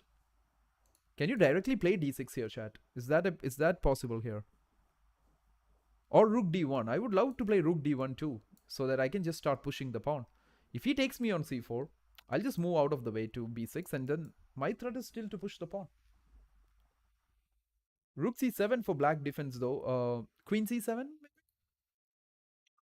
Rook d1, rook takes c4, queen b6, rook c7. Yeah, then d6, rook d7. Black seems a bit tied up though. Black's position looks really tied up. Queen e3 makes sense, but that's kind of very drawish, right? You take, and then you take on b7. Takes on b7. But still, I think White will still try. With Vincent going really low on time, this will be exciting. Before the trades, yeah, rook c7 earlier. Okay, got it. So this is looking like a draw. True, right? True. Like there can be a trade. I think the pieces can trade off here with the queens, and then d6 or rook takes b7. Yeah, takes, rook takes b7. Oh, d6. Yeah, that could also happen. I think rook d4 and now rook b6 maybe. Oh, rook takes b7. Oh yeah, if you take it, he has rook b6 now. Rook b6. Yeah, you can't trade because that would be lost. F3, a6 is lost. So this is basically the Vancouver kind of position, right? This is hard to win because the king cannot escape. The king is tied up. That's why this is a draw. He can just play the king to g7 and h7. That's a draw. Yep, that's a draw, chat. So we're gonna have another game now. So Vincent and Lazovic, they're just fighting it out. Oh, okay. That's another way to make a draw. Oh, g4? Yeah, but then rook a2 check, right? Or is he planning to go this way? Is White actually planning to walk down here? But I don't see a win here. I think this is still draw. This is an easy draw. Yeah, because you have played a7, it's very hard. You can't make any progress. Yeah. Once you push a7, chat, in this position, it's just a draw. You can't make progress. You need to pawn to be on a6 so that you can hide on a7. This is a draw. Your king has nowhere to hide, man. Like, you reach here, then check forever. He'll be checking you forever now. So this is called the Vancouver position. Like, you would have seen, this is a version of the Vancouver position. But yeah, this is just draw. No progress can be made here. He can't make a progress. The pawn had to be on a6 to make progress. This has to be the position so that you can get in with king a7. So yeah, they're just both just now this is trying, right? It's very low on time, so there could be a blunder. Vincent is like, okay, now I think Dennis Lazovic is right now down to 5 seconds. He really wants to fight. Now he's given up the pawn. He's trying another way now. Let's see if he can make something happen here. Vincent down to 17 seconds. Rook to e4. King to f4. Oh, that seems like a good move. Rook a1, rook e5, check, king g3, check, rook b5. Oh, crazy stuff, chat. Crazy stuff. Who's gonna win this? A4, F4. I have a very bad feeling Vincent might actually drop this game. If he goes below 5 seconds, there might be a chance he might drop it. Lazovic doesn't want to draw. Commendable, yeah. He just wants to keep fighting. Last 5 seconds, guys. Oh, king here, rook here, yeah. Takes, oh no, he goes there. King f7. Oh wow, this is a crazy position. I think it's still draw. It's still draw. You just had to give a check. You just had to give a check. This is still draw. This is still draw. You can give checks, and I think he will somehow try to get into the fill door position here. But White really trying. This has become really harder now for Vincent.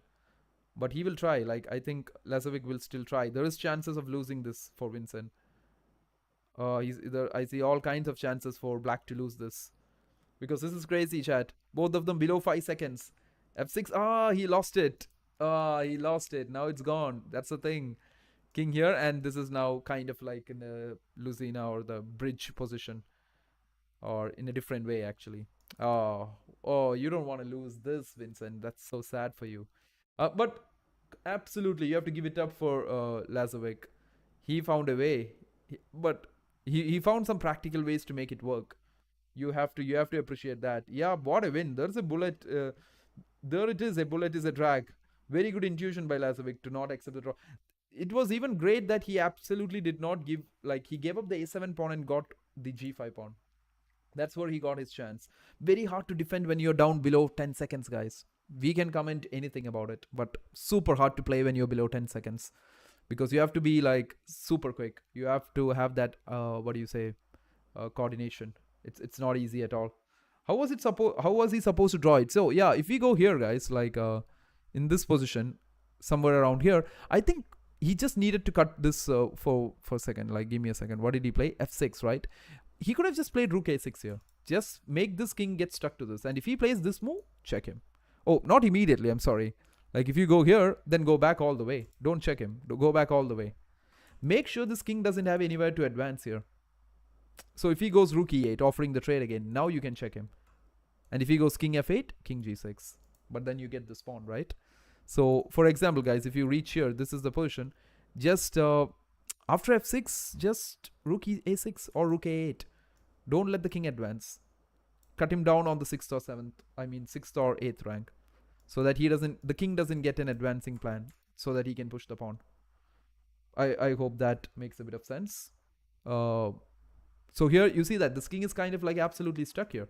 Can't go to g7, any of this square. So if he tries to go anywhere, the pawn is lost. So he has to support it first. Now don't give a check maybe. Because if you give a check, he still has king f8. And the same way, if you give another check, it's rook e8. Then if you go back, like for example, you go here, attack the pawn. Then f7. Then same position again. And the pawn is promoting. Right? So rather than that, rather than giving the check, go rook a8 here. No move for the king again. And if he goes this way, now I think you can immediately even give a check. Or you can even bring the king closer. The moment you can get the king closer, do that. And if he checks you, king g7, I think you got this. You can give the checks from this side of the board. There's nowhere the king can hide. Yeah, he missed one crucial. It's very hard, man. Like, it's super hard. It's super hard to do this at the, what do you say, at that kind of a situation, right? But Lazovic has to go back and play the next game. I feel bad for Vincent. He just has to play Levon Aronian immediately. Yeah, but I hope he does well. But Vincent Keimer is a very strong player. I think he's a very, very strong player. Or else he wouldn't be in the World Championship team, would he? So, yep, here we go. We're just gearing up for the next game, I guess. So, yeah, I think it's decided, right? The Vincent Lazovic one. Yeah, 2-1. Dennis wins this one. So we're going to round 3, chat. Round 3, ready to go. And here we are. So Ali Reza versus Dennis. So is he gonna put some problems for Ali Reza? One square was the difference between draw and win. Yeah, it's crazy. It's like those rook end games is like very hard to spoil. And yeah, it's just so crazy. There is a bullet drag, and yeah, okay. So all you guys who are in the chat, if you like anything about the stream, you can hit that like button, you can share it, you can subscribe, and you can do everything. Right?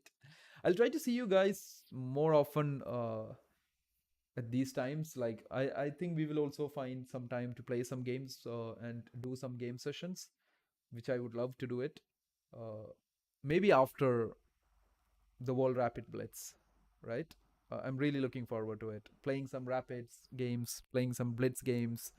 I don't know how I should be doing it. That's what's confusing me. Should I just use a normal account and just play just like that, or should I just do a speed run, or try to do a speed run? Actually, I don't think it's easy to do it at all, but trying to do it is fun. Something like that. Yeah. Maybe we should try to hit like a. That's approx how many days, bro? And can we team up against you? Yeah, you guys can. I think I'm just like, can we do a 0 to 2500 in a day thing or something? Or can we do a 0 to 2000 in a day? Is that even possible, chat? I don't think so. I don't even think that's possible. I've seen people do zero to like I've seen Hikaru and other people do it, but I don't think that's so easily possible, right? So, anyways, we are back. We are back to game round number three. Round number three is Wesley So versus Magnus today.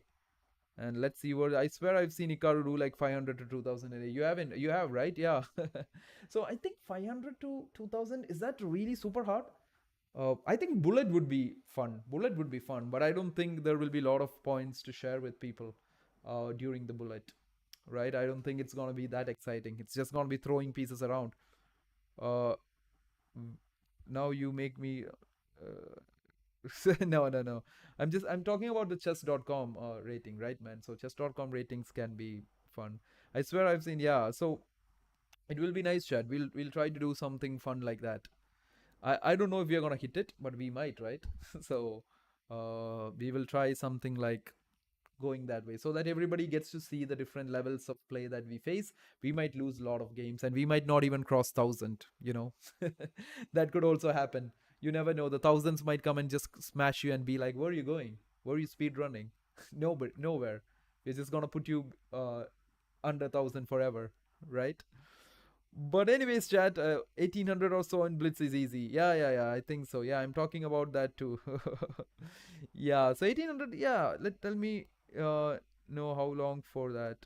I'd have to find time. Yeah, I think very soon we'll do it very soon. I'm just taking a vacation from the 20th of this month till the 24th or till Christmas, and then we catch up back, chat, for the World Rapid and Blitz.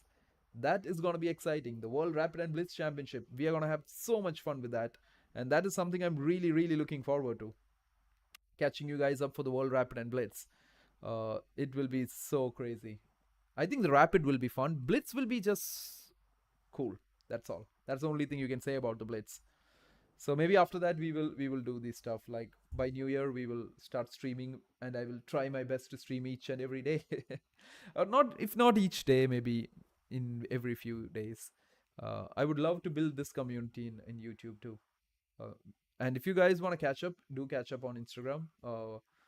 It's a nice place to share content, and if you want to watch any kind of content, I'm just talking the other half from Christmas to New Year.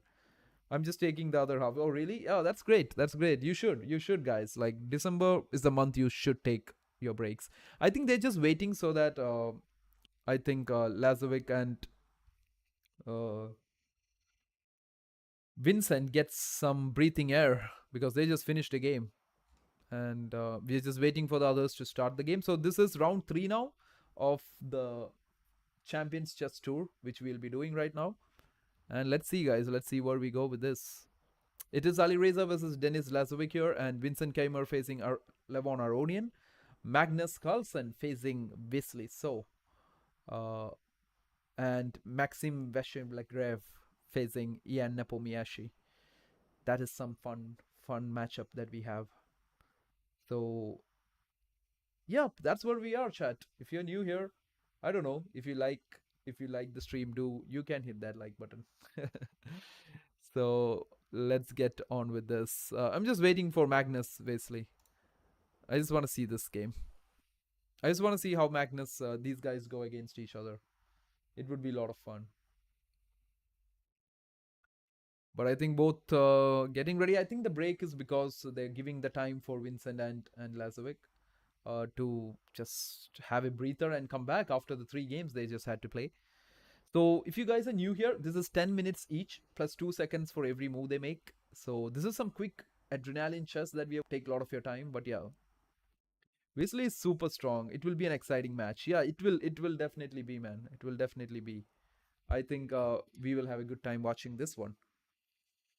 Yeah, I think a lot of fans. I think chess gained a lot of watching and a lot of people coming into chess after the World Championship, isn't it? Uh, I think chess has a lot of more spectators now, but I hope they find a way to make it easy for these spectators to understand what is happening, right? So I think that is I think the bar does a good job about it. If you see the bar on the left side, it does a great job for letting you understand what is even happening, who's better. At least that is a sign to understand, right? I think that's a good way. At least people can understand who are watching. When they see the bar up and down, at least they will see who's winning and who's losing. That's one way. Since you don't stream that often, the watching is taking hit.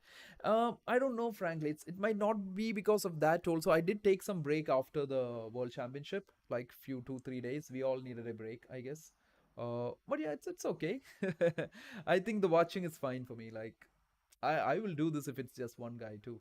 So I'm just super happy with the amount of people that add on to this. So it's not a problem at all. It just might be because it's later in the evening. That could also be a reason. Yeah, I agree. Weasley is super strong. Maybe keep posting shorts in the meanwhile. I do actually post a lot of shorts, even if you miss it up on YouTube. Sometimes my shorts, it's very hard to drop it inside a minute, right? So I kind of put it into Instagram a lot. Instagram like takes you. I know YouTube has this short feed that takes it to 1 hour. I mean 1 minute. I mean 3 minutes till now. The shorts are up to 3 minutes now, but they have not upgraded it in a way. They have not optimized it completely. So I'm just waiting for that because a lot of the shorts are 1 minute 10 seconds, 1 minute 20 seconds chat, and it's just crazy. So I have worked for Google in the past. I know the algo. Yeah, yeah. I get it. That's great. If you have, that's amazing. Just trying to wait for the game. I think. So let's just look at the results, guys. Round one. What happened in round one? What are the results for round one? Let's try to see that. So round one, Ali Reza defeated Levon Aronian. Aronian is not having a great event. Like he lost round two against Maxim. So round one, Ali Reza took down Levon 1.5 half. Round two, Magnus. I mean round one, Magnus took down Vincent Kamer one and a half half. Round three, round one, Maxim lost. So Denis Lazovic is having a great run. He just defeated Maxim, and he just defeated Vincent. So good run for the guy. So Nepomiyashi defeated Wesley saw in round one. Uh, and then we came to round two where Dennis defeated Vincent, Magnus defeated Nepo, Weasley defeated Alireza. So if you ask me, I think if we really think about it, guys, I think is it just uh, is it just Magnus and Denis Lazovic leading the tournament right now? Because has Maxim lost in round one? Yeah, Maxim lost round one. So basically, it is Magnus Carlsen and Denis Lazovic who's leading round one. I mean, leading this whole tournament after 2 rounds. That's interesting. That is really interesting. Tomorrow he will get to face Magnus also, but yeah, very interesting to see someone do well. Like he's a very strong player. Otherwise, he's not gonna play this event. So yep. But some exciting chess at the Champions Chess Tour, and we have the world champion Magnus right now, ready to face Weasley Saw in the third and final round for the day, guys. So each day we have 3 rounds. Tomorrow also we will have 3 rounds. We will try to catch up a bit more early tomorrow, and we will stream it out. Uh, and after that, it's knockout stages from the next day onwards. So that's how things have been going. He flew to SG. World number one, you mean? Oh, did I say world champion? Oh, my bad, my bad. World champion. I'm sorry, Chad. World champion is Gukesh. The world number one. We have the world number one Magnus Carlsen playing. Yeah. I just went back to times, right? I just couldn't save myself out of the, what do you say, the world championship era. I couldn't just come back. Yeah. Don't worry, I still think Magnus is the world champion. It's not clearly like that. I found it amusing to hear that Gukesh openly accepted that after winning the world championship that he feels Magnus is still no, which is the fact, right? He resigned it. He never lost the title. That is there. Magnus. Magnus is a very tough player to take out from the top. It would be great to see if someone can dethrone Magnus from the top. It would be really cool. So, but as of now, the world number one, Magnus Carlsen, is leading the Champions Chess Tour, and two rounds are done. He's leading it, and along with him, it is Denis Lazovic who's leading the tournament, who is right now playing against. Who will be playing against? Who is he gonna play against? Chat. I think he's gonna play against Ali Reza Firouzja. Ali Reza is someone very exciting to watch out for the coming up candidates, because last candidates was just not his tournament. It was absolutely not his tournament, right? So Ali Reza would be definitely someone we would love to see in the upcoming candidates for sure. Like for me personally, I think he could create some crazy stuff. Ali Reza versus Gukesh World Championship. Wow, that would be exciting. But they all have to cross the biggest hurdle. I think the biggest hurdle, two people are uh, Fabiano and Yan Nepomiashi. Fabi's with his experience is just too strong, and Nepo is like made to play the candidates. If a candidates is happening, Nepomiashi is like, I'm just destined to lead it. So yeah, that's part of the candidates, guys. But nonetheless, we are checking back with the game. I think the games do take a bit of time. Like they do take time because of that last late game between Lazovic and Vincent. So just waiting for game number three, round number three. This is the final round of the day. It will be Magnus Carlsen facing on Wesley Saw. And if you want to see the world number one play some good chess, be right here. You are about to witness that. And the match would start at any moment right now.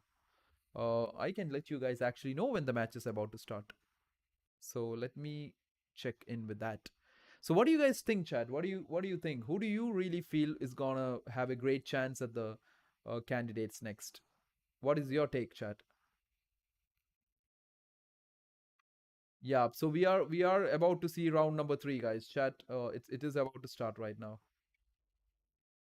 We are moments away from seeing round number three. So we will make this even better. Like tomorrow, we will try to add on some videos and of the live videos of happening there at Oslo, which will make this even more exciting for you guys while watching it.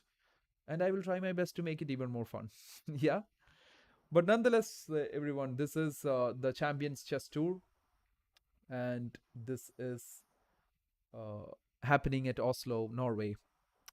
And we are just waiting for Magnus Carlsen and Wesley Saw to take place. It is gonna be some very exciting chess right now. I love this whole color theme of this whole event. I think the colors are it's 9 p.m. in Norway. Wow, I want Nordirbeck in there. Maybe Erigazi too. Yeah, Erigazi, Arjun Erigazi. Yeah, that would be fun. He's a very dynamic player, but I don't know. Like he has to just like stabilize at the top right now. That's the only thing Arjun has to do. He just has to stabilize at the very top. Because he has played all these crazy open tournaments. He can win any open tournaments you put him into. And he's just gone past 2,800 playing open tournaments, which is crazy. Oh, why are they playing chess at 9 p.m. Muscle? Are they supposed to be chilling at 9 p.m.? So, anyways, chat, I know we are going into the final round of the day. This is the Champions Chess Tour. This is Magnus Carlsen leading the tournament right from the front. Because Magnus, he has been here before. He has seen these situations before, and he knows how to handle everyone out there.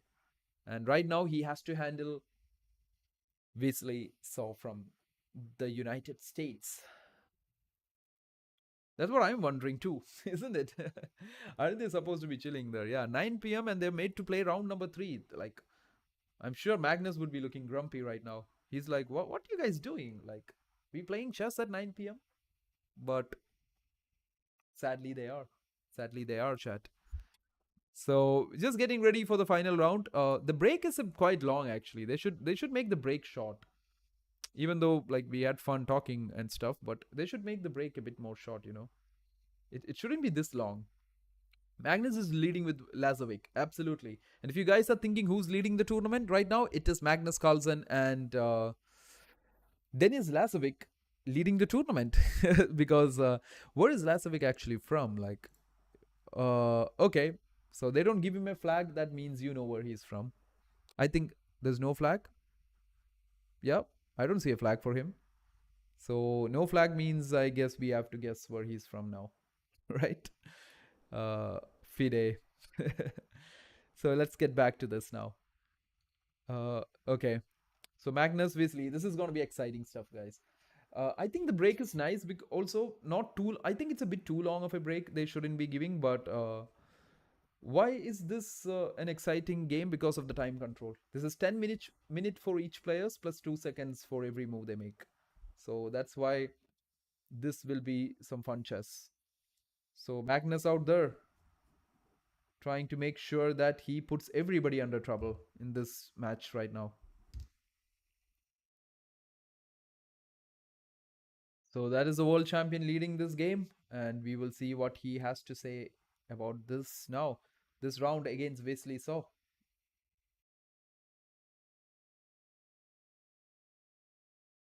Oh, that is really relaxing when you have a chair that can move.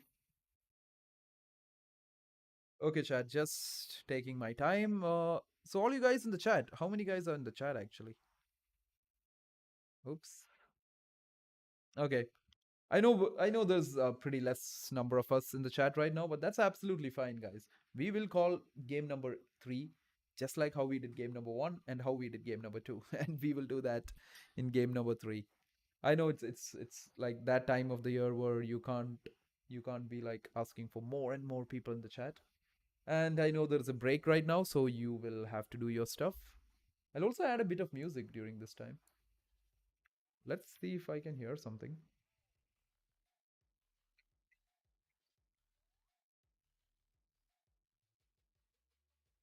I actually can't.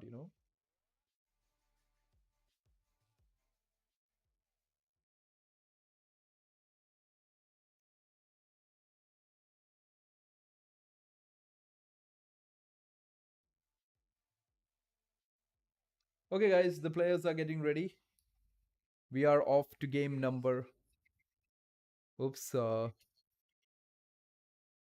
Give me a second, chat. My bad. Okay, so players are ready, guys. We are off to game number 3. This is fun now. Just getting my stuff back. Okay, here we go. Game number 3 about to start. Magnus Carlsen versus Wesley. So, round 3, final round for the day in the Champions Chess Tour. This will be exciting. This will be fun. Okay, I think that we have got the game started. Uh, but is it just not reaching here? Yeah, there you go. Ali Reza's game has started. It's just that Magnus' game has not yet started. So Ali Reza versus Denis Lazovic. Denis Lazovic is someone else who's leading this tournament right now. So he started with 1e4. Okay, we have an Italian. We have an Italian with Ali Reza going for the Italian. Like he's an expert in it. So Dennis says that let's see where we go with this one. But Magnus, we are following Magnus's games as of right now, but it has not started yet. So we're just waiting for Magnus versus Wesley to start. As of now, it's only Ali Reza versus.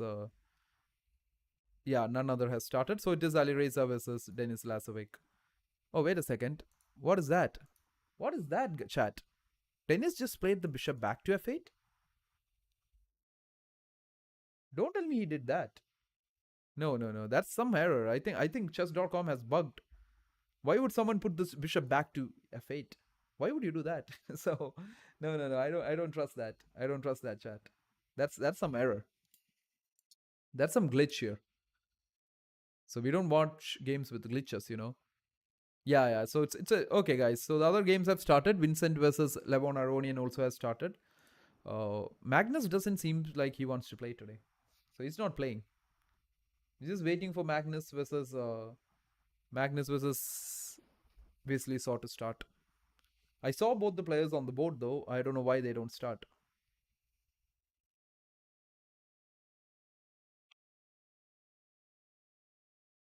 So this is round number 3, the final round of the day. And yeah, we have we have some fun stuff from Alireza and Lazovic. I think we just have to go to that because Magnus' game is not even being updated here. So we just have to go to Alireza's game. So yeah, as we told guys, like both players have just castled. Alireza goes knight c3, d6 on the board. Straightforward stuff in the Italian because he's just coming with bishop g4. a4 trying to get this bishop, not possible. The bishop will hide back on a2. He'll just drop the bishop back and we'll go all the way back to a2. Knight goes back. Knight says, my job is done, maybe. I don't know, but that's what the knight feels. So, rook e1, bishop e6. Just trying to check whether Magnus game. Okay, we got a game, guys. c4 on the board. Magnus Carlsen versus Weasley. So we have c4 on the board, and Weasley is just trying to think, what do I actually do? e5 by Weasley, g3. I think the English has been really, really the hot topic after the World Championship. So knight f6 by Weasley Saw, guys. You're watching Magnus Carlsen, the world number 1, against Weasley Saw. Or Wesley Saw. Wesley. Yeah, so in the Champions Chess Tour happening at Norway, c6 played quite like a straightforward idea. They just want to go with the move d5. Uh, that is definitely possible. So Magnus versus Wesley. d4 being played here. Magnus immediately hitting the center. Bishop b4 check. Bishop d2 maybe? Yep. Takes. Queen takes. With the knight planning to come to c3. If you're thinking why queen takes, because this knight wants to be on c3. That's the reason. So kind of is similar to what you say in English. Very much in English with d4 on the board. You could also say similar to a Catalan structure. Knight c3 on the board here by Magnus. He might be planning d5, e4, knight e2 and castling. Okay, his opponent just castled. I think e4 looks straightforward here. e4 looks very straightforward. I think Magnus is just gonna go with e4. Or is he just gonna just develop and keep the e-pawns, like just make it stay there? So that's where we are, guys. This is 10 minutes for each player plus 2 seconds for every move they make. So the world number 1, Magnus, is trying to make sure he ends the day with the lead.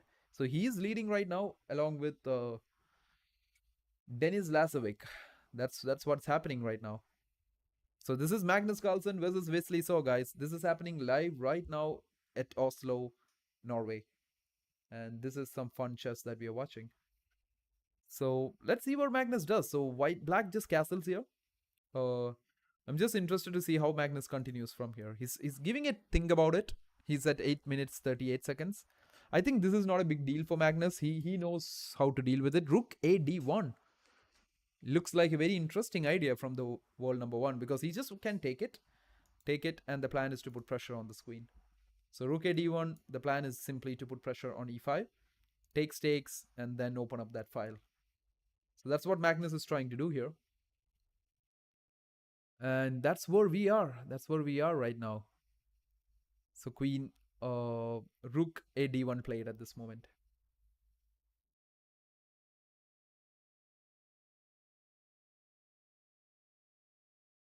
So let's see where this goes, guys. I think black could just play knight d7 here, which is clearly possible. Knight d7 seems to be a very straightforward option. Queen e7. So obviously choosing a variation that is quite solid. And both players down to 8 minutes 35 seconds. So I know a lot of you who would be watching would be coming out of watching the World Championship. That was so much time for us, right? We could analyze forever, but this is not like that. Here you do not have the time. It's 10 minutes plus 2 seconds to the finish. So right now you see Magnus versus Wesley So. And Magnus is really, really going to put Wesley under a lot of pressure here. Rook a d1. So straightforward, if you're thinking what is the plan, guys, it's take, take, and take the queen. This is a threat. So Wesley right now has to play either queen e7 or maybe just go with the knight to d7 so that if Magnus takes it, there is no kind of problems on this open file. So that is what he's thinking. It's okay, he goes knight d7. Great. That is nice to see. So all you guys who are watching, if you're new here, this is the Champions Chess Tour happening at Oslo, and we are having a fun watch party of this and just doing some chess stuff, right? But if you like whatever you see in the stream, if you do like it, you can double tap and hit the like button. You can share it, you can subscribe, and you can do everything you want. You're all free to do that. So I'm just kidding, guys. If you don't like it, it's fine. Knight d7 played, guys. I don't think Magnus will go for it. Magnus is just thinking whether he should be going the knight to h3 or he should be going with knight to f3. That's what I think he's thinking about. Knight h3 is an option here because there is a lot of play for that knight from that position. Like at any point z4 comes in, this f4 square will be available. So let's see where Magnus actually goes here. Is he gonna capture on e5? Is he gonna take the z5 pawn? Is he gonna push? Is he gonna go knight f3? Lot of options for the world number one. Hey, what's up, man? How are you? Click here. That's a nice name. You got a nice name there. But yeah. So this is where we are right now, guys. So Magnus versus Wesley. Where is this game going? There is multiple games happening right now. There is games between what do you say? There is games between other players such as Maxim Vashim Legrev versus Zali Reza playing against Denis Lazovic, who's another co-leader of this tournament right now. So there is games happening, guys. There's a lot of games happening, but we are just following Magnus's game at this moment. So he goes knight f3 here, and Wesley hits with d4. Now, where does this knight go now? Knight g5, more pressure, or knight h4, planning to go to f5. These are two options Magnus might be thinking right now. Would be interesting to see where Magnus actually goes. Knight g5. Oh, the computers are like, why did you go there, Magnus? Won't he just play d5 and support this? He would. I think Magnus is planning a maneuver like this. Knight h3 followed by knight here. So takes. Magnus might just castle, play f3, or just go knight h3, knight f4. I feel this could be the plan. Looking good for Wesley, actually. If you look at the bar, guys, if you're new here and if you're looking at the bar right now, the bar likes Wesley So's position. Is Magnus gonna face his first defeat in this game today? Are we just gonna see the world number one go down? So he castles, yep. And I think he's planning to go knight h3 and knight to f4 here. Okay, yeah, knight h3 happens and knight f4 could be the plan. So how does Wesley play here? Maybe knight b6, knight c4, hitting the queen, also freeing up this bishop. This is not that great for Magnus. Wesley has always been someone who can create problems for Magnus. So this is looking nice. Both players down to 7 minutes. Rook e8 played, just improving the rook. f3 being played, trying to hit the center. Magnus needs to break the center. You can't have your opponent have such a great center. Will he play e3, chat? Is e3 even an option here? Is e3 even an option, chat? What do you think? Would that pawn be a bit too overextended, or will Magnus round up on that pawn? That's what Wesley would be really bothered about. That if I just push it, would Magnus just round up on my pawn and just get it? Possible. So that is what is happening right now at the Champions Chess Tour that we are watching. It is Magnus Carlsen versus Wesley So. And we are seeing some exciting chess with the world number one put under a bit of pressure by the challenger, which is Wesley. So this thing about the world championship still comes to my mind. So yeah, okay, Wesley took it. He took it? I thought e3 was exciting, chat. I really thought e3 was fun. But yeah, you take it. We just take it back. And then we put the knight to f4. And now Magnus is gonna put all the pressure on the d5 pawn. Would be a big weakness. Yeah, e3 could have been rounded up, Masood. Like, that is true. E3, I don't know. But he took it. And now Magnus is like, I'll take it. f4 will happen. We are going to put pressure on this d5 pawn. d5 would be a big weakness here. And trust me, guys, if you're watching this, and if you think that, okay, how does this help my chess? This will help your chess like anything. Watching top level chess makes you just better. Simple. As simple as that. Trust me. Take it from me. You keep watching top level chess, you're just gonna start thinking better. So knight f8 being played, guys. I think knight f4 makes a lot of sense. You just put pressure. Yeah, there you go. Magnus doesn't even have to think about such moves. What is Wesley gonna do here? Is he gonna go knight e6 chat trying to trade this off? I think he should. He should go knight e6 trying to trade the f4 knight away. Queen d6 being played. Makes sense, of course. So there goes the queen to d6. I think I'm just thinking what he's planning to do still. Maybe knight e6, maybe get his bishop out into the game. Bishop f5. Is this an option? Get the bishop to this good diagonal. And then follow it up with rook d8. So that you have more helpers helping you out on e6. Looks possible. Looks very much possible. Do let me know if you have any questions, anything about what you're watching. What is this whole thing? What you guys doing? Like, if it's midnight at your place, you should be thinking, what you doing at the midnight? So bishop d7 played, guys. Knight d3. Magnus is coming for the squares. He's either coming for e5 or he's coming for c5. He's like, I'm gonna go for your key squares here. And once my pieces land there, it's not easy, my man. This, I think f4. Is Magnus gonna go f4 here? Is that a possibility, or can he just go knight c5? Knight c5 makes a lot of sense too. Just put your knight in the best square, right? Why did I ask f4 was that I thought Magnus might go knight e5. No, he just want to play bishop f1. So don't worry, guys. You might see some kind of weird moves by Magnus, but it's just part of how Magnus is. He just plays it. So just don't bother that. So if you think about bishop f1, why bishop f1? Maybe he just wants to get this bishop to a better diagonal at some point. Like here, it's just stuck here. And you can't play f4 easily because he has knight e4. That's the reason maybe he just went bishop to f1. Trying to decode Magnus in this less time control is not an easy task. So Weasley said, you know what? I'm going to hit your pawn structure. I'm just going to go h5, h4, hit you down here. What do you do about it, Magnus? Straightforward question. What are you going to do? You're the world number one. You're the best player in the world. Show me. Show me what you're going to do. So he's planning h5 followed by h4 here. So let's see what happens to this one. Magnus thinking. Magnus is really thinking. He's like, okay, good plan, Weasley. Good plan. It's like gonna be a fight at the very end, guys. This is gonna be fun. We are gonna see someone win. Not like the World Championship that you have seen. That was another format where there were 2 hours for each players, long games. But this is short, 10-minute, 2 seconds increment. The game's over. So this is adrenaline chess, if you ask me. Get some adrenaline watching this. King f2, h4, knight c5. World champion Magnus trying to hit these pieces. He's like, I don't see a problem here. You take me, I take you back. How do you get into this position? Knight h5 maybe? Is knight h5 a possibility, chat? Hit g3 again. The queen's looking down here. The pawn's looking down here. That is a possibility. Like, do you guys see knight h5 at some point?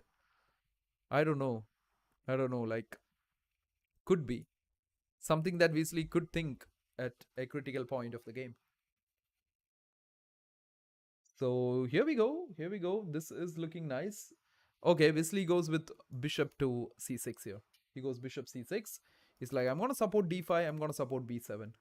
That's what I'm going to do. Let's see where this goes, chat. Bishop to h3. Makes a bit of sense. Actually makes a lot of sense. Because you just put this bishop to a long diagonal here.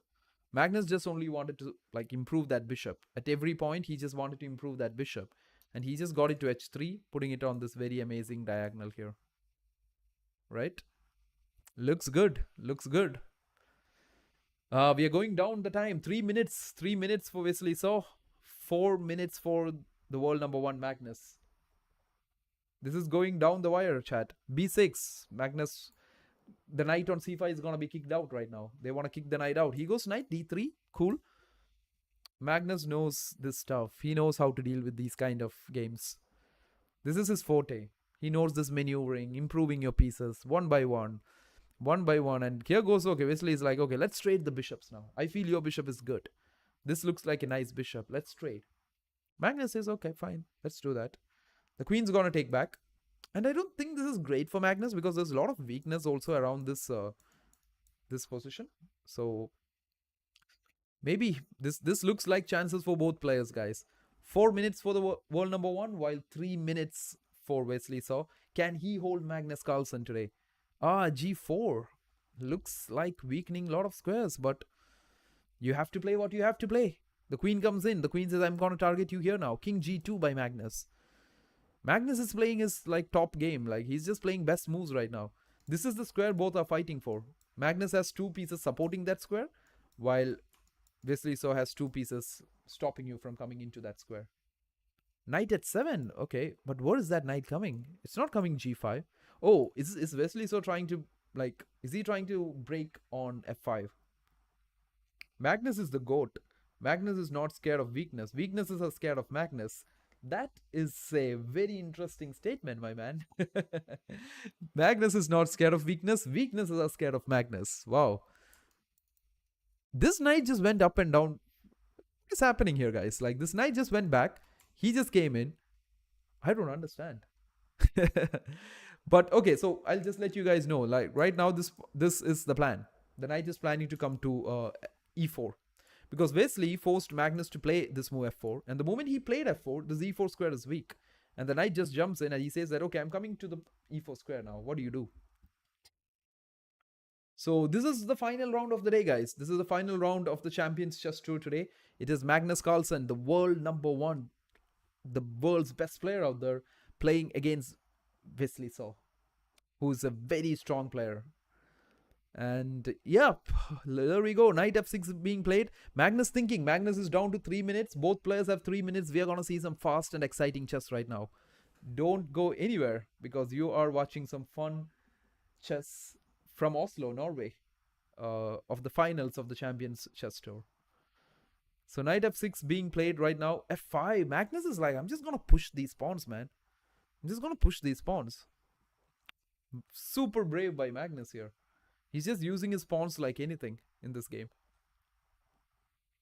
Can Wesley hold on, guys? What do you think?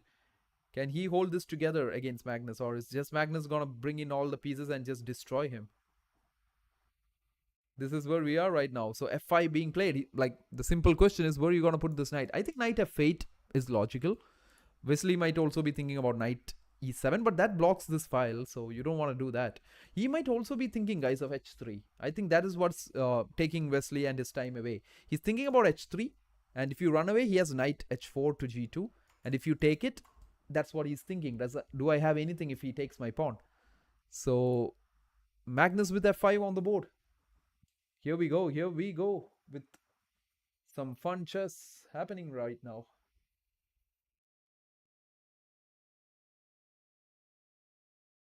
This is the final round. This is round number 3. And this is the first game. This is the best of 2 games. Now Magnus will have to play a game with the black pieces also. And then they decide the total points out of it.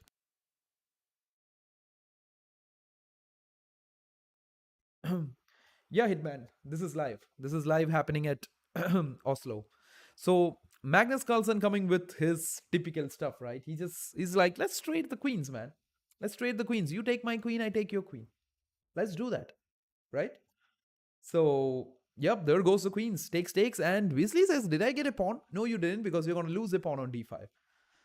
So, Magnus gave the g4 pawn in return for the d5 pawn. It's not easy to evaluate this, guys, because even though this d pawn can be a dangerous pass pawn, you have just got yourself your pawn structure destroyed. So, Wesley might be counting on it. He might be counting on it. I think the position is almost equal. But anything can happen because Magnus is down to 2 minutes while Wesley So is down to... give me a second. Wesley So is down to... oops. He's down to... How many minutes does he have? 1 minute. 1 minute 30 seconds. Right? So as you asked, TSP, yep, Hitman, this is live. This is live from Oslo, Norway. This is the finals of the Champions Chess Tour. And this is what's happening. Let's see who takes the lead after day 1.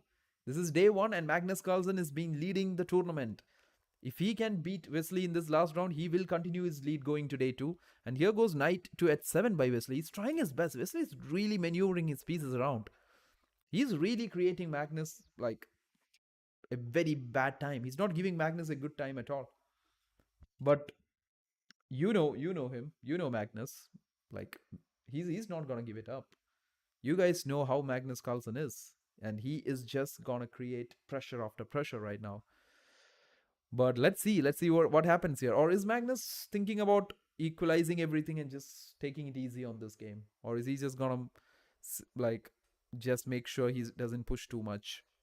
H3 played, the knight goes back. This is the problem, guys. These two pawns are isolated pawns, and they will come under a bit of pressure, especially this pawn on f5, because it's also a bit overextended. That pawn is right now on f5. Why not c7? What do you think? Oh, c7 directly here? Because if you go directly with c7, he has this knight e3 check, man. That was the issue, I guess. Like, of course, you have rook takes e3 if he does that immediately. Or if you go c7, he has rook takes rook first. Then you take back and he will save the rook. So you won't actually get the fork. That was a nice tactics, Hitman. Like, that is a very straightforward question, right? f6 being played, guys. And g5. Wesley trying to create problems. 1 minute 31 seconds for Wesley, while it is 30 seconds for the world champion. Magnus down to 30 seconds. Is he going to go low on time? Is he going to lose this game on time, Chad? So, knight comes to d5 here. Magnus trying to create a bind around his opponent. Look at these pieces. They're just stuck because of these knights. Now, knight c7 is a serious threat. That could happen. But we'll see. Look at these knights. They're like, wait a second. What are we doing? Are we not even in the game? Are we just stuck in the rim? Because they say the knight at the rim is dim. Right? The knight at the rim is dim, chat. So, is these knights actually at the rim? Isn't knight f6 possible here? Knight f6. So, that's what Wesley is thinking. Down to a minute. He's thinking, can I sacrifice the knight? Because if he takes me, I get this knight. This is the plan. Knight takes f6. Knight takes f6. Rook takes e7. And it's equal. It's all equal. And I'm very sure that's what Wesley Saw is thinking. He's like, wait a second. Can I do that? Can he do that, chat? I think he can. And he did. He's like, okay. Magnus down to 30 seconds. Wesley down. Wesley has 38 seconds. So crazy stuff. Knight c7 on the board. Is Magnus trying too hard? Is rook takes e7 gonna happen right now? Rook takes c7, knight takes e8. This is crazy stuff. This is crazy stuff. Magnus is up in exchange, but Wesley and his pieces are so strong here. Look at these guys. g4 could happen. Knight f5 could happen here. The knights are gonna really put Magnus in trouble. Is the world number one, Magnus Carlsen, gonna go down right now? Knight d5. Look at that knight. Oh, did he blunder? Rook takes. Oh, the fork. Magnus has blundered the fork. Takes, and knight e3 check. Magnus loses. Yeah, game's over. Magnus loses, chat. He resigns after rook e5. Wow, Wesley Saw beating Magnus Carlsen. This is crazy. This is absolutely crazy. Right? This is definitely crazy chess. So that is where we are, chat. Like there will be another game happening right now. So go nowhere. There is more chess coming up. Let's see what are the other results though. Ali Reza versus Denis Lazovic. Oh, wow. Ali Reza has got everybody here. So, Denis Lazovic also facing his first loss. He was the one leading this tournament along with Magnus Carlsen. But yeah, Ali Reza makes sure that lead is no more. So, he beats Denis in this game. Vincent Keimer versus Levon Aronian. What's happening here? Vincent trying to hold on. Levon trying his crazy stuff here. But I think this might be a draw. Or will this king get checkmated, chat? Like, that would be a fun thing. So, Vincent trying his best. He's moving around with his knight. This king seems a bit crazy. Oh, is Vincent winning?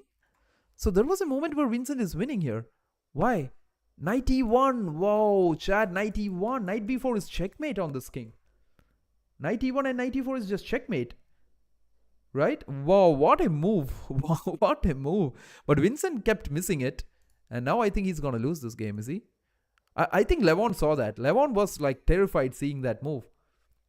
Wow, knight e1, chat. That's what I'm saying. That king was in a bit of trouble. It looked like if there's a checkmate coming. Wow, crazy stuff. This is going to be a draw. He can just take it. But this is the point, guys. Bishop e3 played. Yeah, that ended in a draw. But look at this, knight e1. Wow, that's the last way I want to lose a game. That's the very last and final way I want to lose a game of chess. Because knight c2 is coming and they're just going to hit a3 and e3. And it's a checkmate on this king. Wow, crazy stuff. Crazy stuff happening, guys. So 1-0 Denis versus Ali Reza.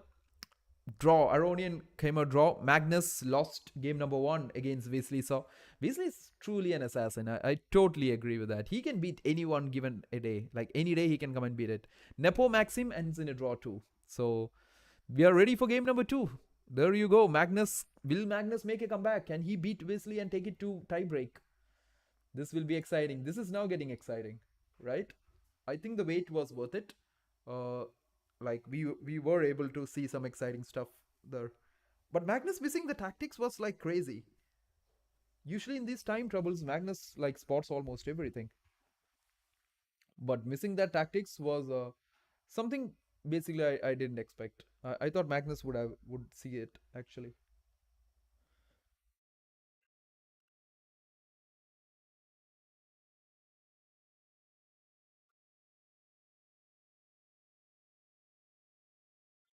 But nonetheless, chat, this is game number or round number. What do you say? 1 second. Okay, yeah. So this is round number three, the final round of the day for the Champions Chess Tour, and this is Magnus Carlsen versus Wesley. So Magnus did lose game number one. If you're new here, if you just joined in and seeing Magnus is declining, bro. He said it himself. He did, but I still feel there has not been a real competition for him. We will get to see where Magnus is right now at this World Rapid and Blitz happening at New York. That is where we are going to get to see where Magnus is or what is happening.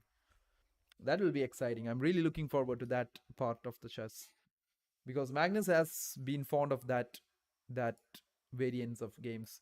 But wow, good results here. Like I think Magnus would be fine since Denis Lazovic also lost, so he's not losing his lead at least.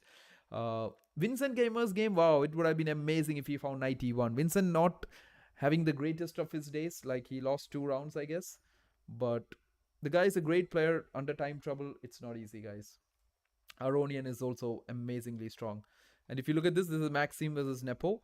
Uh, okay, Maxim versus Nepo was quite a draw because even though I think Nepo had an extra rook here, Maxim had some pawns and this was hard to crack.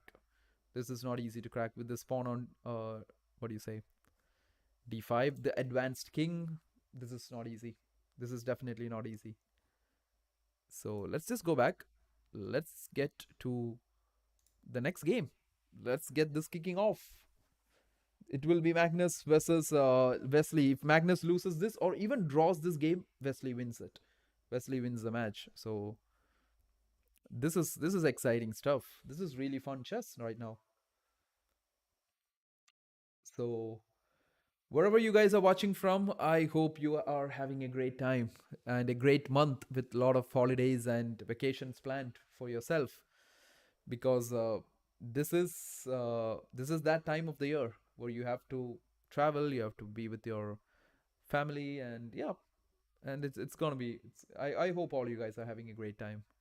And in between, if you want to watch some chess, this is the place, guys. So to continue watching it, you can double tap it, you can hit the like button, you can share this, you can subscribe this, you can do all this stuff, right? So that's where we are, just waiting for Magnus versus Wesley game number two to start in or to kick in. So yep, let us see if any other rounds have any other games have started. Yeah, so this is crazy. I still feel that this position is amazing. Like if you see this position, bishop e3, 91. Can you imagine losing this position as black? You have 2 pawns, completely advanced, but that's a problem, guys. Sometimes your king is in such weird positions that one move can finish it off. He can still run away. He can play king b4, but knight c2 check and your bishop is lost. That's the knight, the mighty knight. He's a very tricky piece, isn't he? I think Levon saw this. I think Levon actually saw that. I think he didn't see the first time. He gave this chance once. And look at this, guys. He gave the chance again. And Vincent is like, I don't see it again. Vincent saw it in a different way, I guess. Vincent saw it this way. It didn't work. If he had seen it retreating. So retreating moves are just a bit hard to see in chess, aren't it? Hey, Hitman, like somewhere. Somewhere, man. I'm just from somewhere. You guys will get to know. It's not a top secret or something. It's just that right now I'm just somewhere. But just getting back to the game, guys. Do let me know if you have any questions about what is happening in the game. Which tournament is this? We never knew this is happening. What is this? Right? We only knew about the World Championship that was happening right now. Not really. Uh, Canadian. This is the world. This is the what is this tournament, guys? Like, yeah, this is the Champions Chess Tour that is happening in Oslo, Norway. Uh, there will be few days of exciting chess with the world number one. So I just thought we will watch this since Magnus is playing. It's always fun to see some Magnus games. And when we were watching Magnus playing, Magnus just blundered and lost a game. Weasley just defeated Magnus Carlsen, who was leading the tournament. Magnus played rook d5 here, trying to kick this knight away from here. He thought this is the move that might happen at the max, but then Magnus was of like, this is also really bad for Magnus, if you ask me. But Weasley just said, "Oh, that's a blunder, my man. You take knight e3 check, your rook is gone." So you see, guys, these everybody makes mistakes, and that is the exciting part when people go low on time. So the time factor plays a big role in these kind of games. And lower the time control, the more exciting chess is gonna be, right? Okay, the games have started. We can see Ali Reza versus Dennis game, and Dennis starts with one c4 here. So he wants to have a game. He doesn't want a draw because if it's a draw, Ali Reza wins the match. So let's see what about the other boards. Vincent Aronian has not started. Magnus Wesley has not started. Ian Nepomniachtchi's game has also not started. So we have some games left to start. We'll see this one. So there you go. We have an English on the board. c4 e6, knight f3 d5, cd5 ed5 g3. This is where we are, chat. This is where we are right now. So yep, there you go. Knight to f6 being played, bishop g2 being played. I think he'll just castle here. I think he'll just castle out. Bishop e7, knight c3. This is where we are going right now. So Denis Lazovic is leading this tournament at the moment along with Magnus. So Denis is trying to get a game out of this. Because if Alireza has won game number 1, so these games are best out of 2. And if Alireza manages to draw this game, he wins it. So he basically wins the game. So Denis needs to keep this game going. So it's a do or die for him. Vincent game have started. Magnus and Wesley is always a bit late. So Magnus playing the black pieces, chat. What do you think? Would Magnus make a comeback, or is Wesley gonna finish this game off? So Wesley has got a good go here because he won the game with the black pieces. Good for him. He got a win with the black pieces. Now Magnus has to win with the black pieces to force this game into a tiebreak, or else Magnus loses this match. Which is not a huge problem for him, but he would be throwing his lead away. Yo, the one, Andrew Rath. How are you, man? How are you, Andrew? Long time. How have you been? I'm pretty sure finally I managed to catch you up when it's not, what do you say, early morning for you? I know it's kind of like how it's evening for you, right? Noon, late noon or evening, isn't it? So we have d4, knight f6, guys. c4 happening on the board. Yep. So we were watching this Magnus Carlsen, the world number 1, play some chess here, Andrew. So knight c3 happens, bishop comes to b4. Just spinning it. So this is this opening, guys. If you're thinking what's the name of this opening, it's called the Nimzo Indian. The name of this one is the Nimzo Indian. Yeah, it's 144. Yeah. Oh, you're on CST, aren't you? I thought it was EST. So yeah. So queen c2 on the board. Queen c2 played by Magnus. Wesley thinking. Wesley is like, okay, I just need a draw here, right? Wesley says, I just need a draw, guys. So will Magnus be able to fight back, guys? The d6 being played. Magnus has to fight back. A draw and he's lost this match. This match is over. So not looking that great for the world champion. Oh, empty. Okay, got it. So anyways, d6 being played. What do you think? Like, I think Wesley is just gonna play something like knight f3, bishop out. He's just gonna trade all the pieces and ask Magnus, can you give me a draw? Because I will win this match if you give me a draw. But I don't think Magnus is gonna do that. Magnus is like, no way. I'll just lose this, but I won't give you a draw. So you're gonna see some exciting chess, guys. This is 10 minutes for each players plus 2 seconds for every move they make. So what do you think? Can Magnus keep his lead in this one going into day 2 tomorrow, or will Magnus go down? And will everybody else catch up? Will the rest of the players, will they catch up after this game? Or can Magnus take this into a tie break? So exciting chess happening here. And this is happening all the way at Oslo, this time going away from the World Championship at Singapore. So knight b d7 played. Magnus is like, basically, guys, how is he gonna play this? Is that he's gonna trade this bishop at some point, put all his pawns on the dark squares, and then try to develop the bishop this way or using this way too. So that's what Magnus is doing. He's gonna put all the pawns on the dark squares and play a long game and just make sure he grinds this out against what do you say? He grinds this out against Wesley. So that's what he's trying to do, chat. So here we go. This is game number 3, round number 3, basically. Not game number 3, it's round number 3. This is Magnus Carlsen playing against Wesley. So, and he's down a point. He's down a point. This will be fun.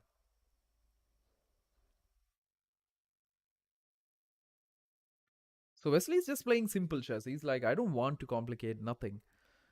I just want to get this draw and win this match and go to sleep. Because I know it's late at Oslo right now. So he's like, I'm just going to go to sleep. So this is a plan, guys. I think we talked about this, right? He's going to put the bishop in this diagonal. Maybe even play e5 at some point, castle, and just go ahead with that. So that's what Wesley is trying to do here. So he's just going to put all the pawns on the dark squares and then put his bishop. Then his light square bishop would definitely be a strong bishop. I mean, that's what Magnus is trying to do.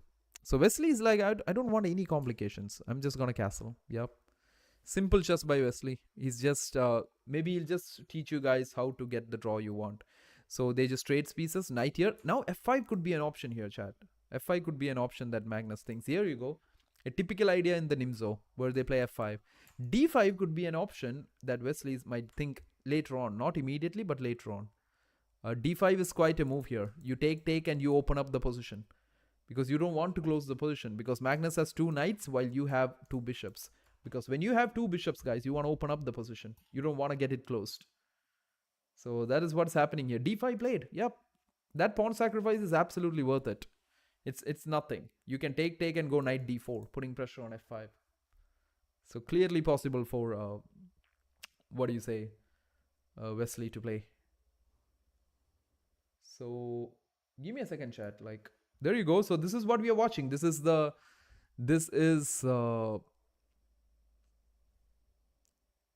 Champions Chess Tour, round number 3. Yeah.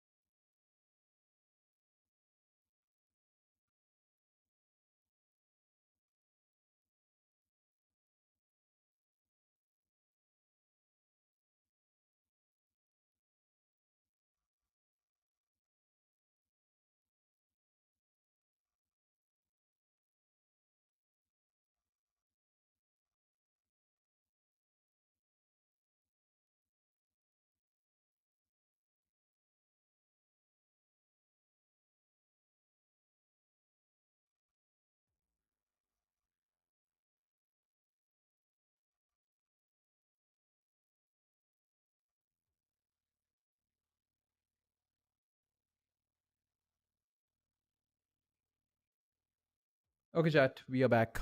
And we can see what Magnus can play here. And I think Magnus hasn't played anything heavy. So d5 being played on the board. Let us see where this goes.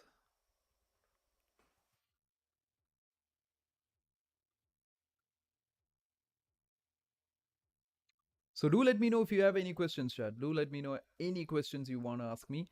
And oh, Magnus takes it. Look at that. Look at that bar go. He's like, no, Magnus, that's not how you do it. Knight d4 by Wesley, maybe. Knight d4 seems... Oh, there we go. Wesley Saw says, I have seen such positions so many times, guys. I played such positions so many times. Knight e6 is coming. Queen is under attack. C7 is under attack. G7 is under attack. Everything is under attack. I don't know how Magnus is going to deal with this now. Magnus really put under pressure by Wesley. Wesley is the guy who can really, really take you down. Magnus also low on time. He's down to 6 minutes. Wesley has 7 minutes. That is another exciting point of this game. Both players really are down on time. Down on time control here. I mean, not really down because it's just been a 10-minute game. They just half the time has been used. Wesley is down to 5 minutes here, and I mean Magnus is down to 5 minutes, and Wesley is at 7 minutes. That's where we are. So this is a threat, guys. This is the whole idea about this pawn sacrifice. If you ever come across the Nimzo, always remember this interesting d5 move, because I think he had to try e5 here. Magnus had to try e5, and then Wesley would have gone knight e1 followed by f4, trying to hit this pawn chain and then go b3 and bishop b2. But taking it was a bit too dangerous for Magnus. Now he's in a bit of a concern here. Will the world number one be able to come back here, guys? What do you think? Can Magnus make a comeback? Or will Magnus just go down? Will he just go down here? This is the final round of the day of the Champions Chess Tour. There have been 3 rounds today. There will be 3 more rounds tomorrow. The time control is 10 minutes plus 2 seconds. We will try to catch up tomorrow too. I think it would be fun. And even day after when the knockouts are starting. So it's some fun, exciting chess, right? So let's just see this as a, what do you say, guys? Like simple, fun stream. That's all. Nothing too serious like the World Championship. That was really serious. The World Championship, right? If anyone can, it's Magnus. Absolutely, Masood. If anyone can make a comeback in this kind of a absolutely worst position, it's Magnus. But Magnus really knows it. He has to be frustrated right now because he's down on time. He's down 4 minutes while Wesley has 7 minutes on the clock with a great position. What else do you need? But Wesley, so the difference in this kind of games is that, guys, people like Wesley So and others like Fabi or what do you say, Nepo, and all these guys who are playing here, they're very experienced in such situations. Maxim, MVL, they're all experienced here. And that makes a big sense. You think Magnus didn't see that? Let him cook. You think he's cooking? I don't think so, actually. Like, Magnus knows it, right? Yeah, it's not something big. I don't know if Magnus thought this would happen, like takes, and then something like this is going to happen. Maybe is that what he was thinking? But direct knight d4, he's really under pressure. And it's not just me who thinks it. If you look at the bar thinks that too. Magnus is under a bit of pressure. And Wesley might not let him out of this. Magnus takes the next pawn. Okay, Magnus is like, I'm going to go pawn grabbing today. So knight e6 is coming, guys. Knight e6 is on the way. King here. Oh, this is going to look really bad for the world number one. Because king, I don't know where he's going to put this king. Because next knight f5 is being lost.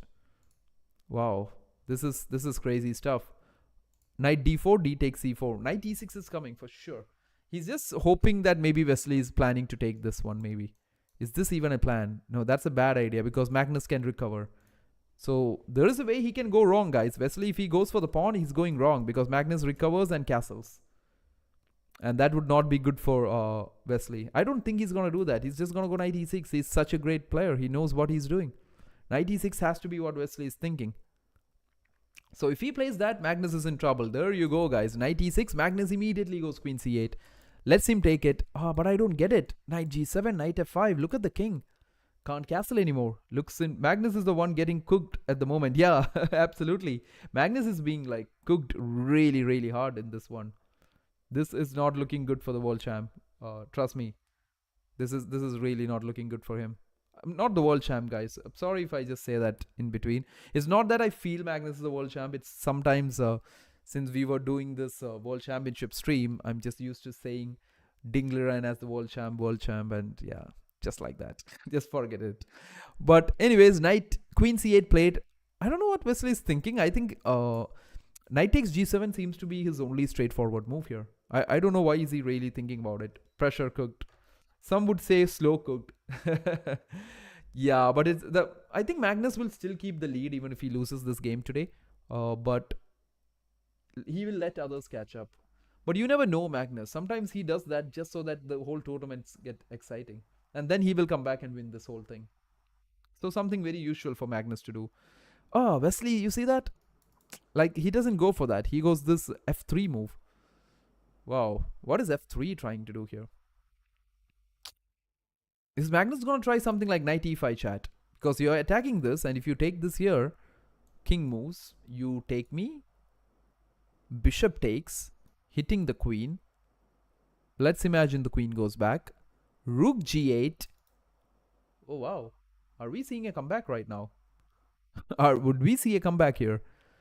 Will Magnus complicate? Now we'll get to see the Oh, wow. King e7.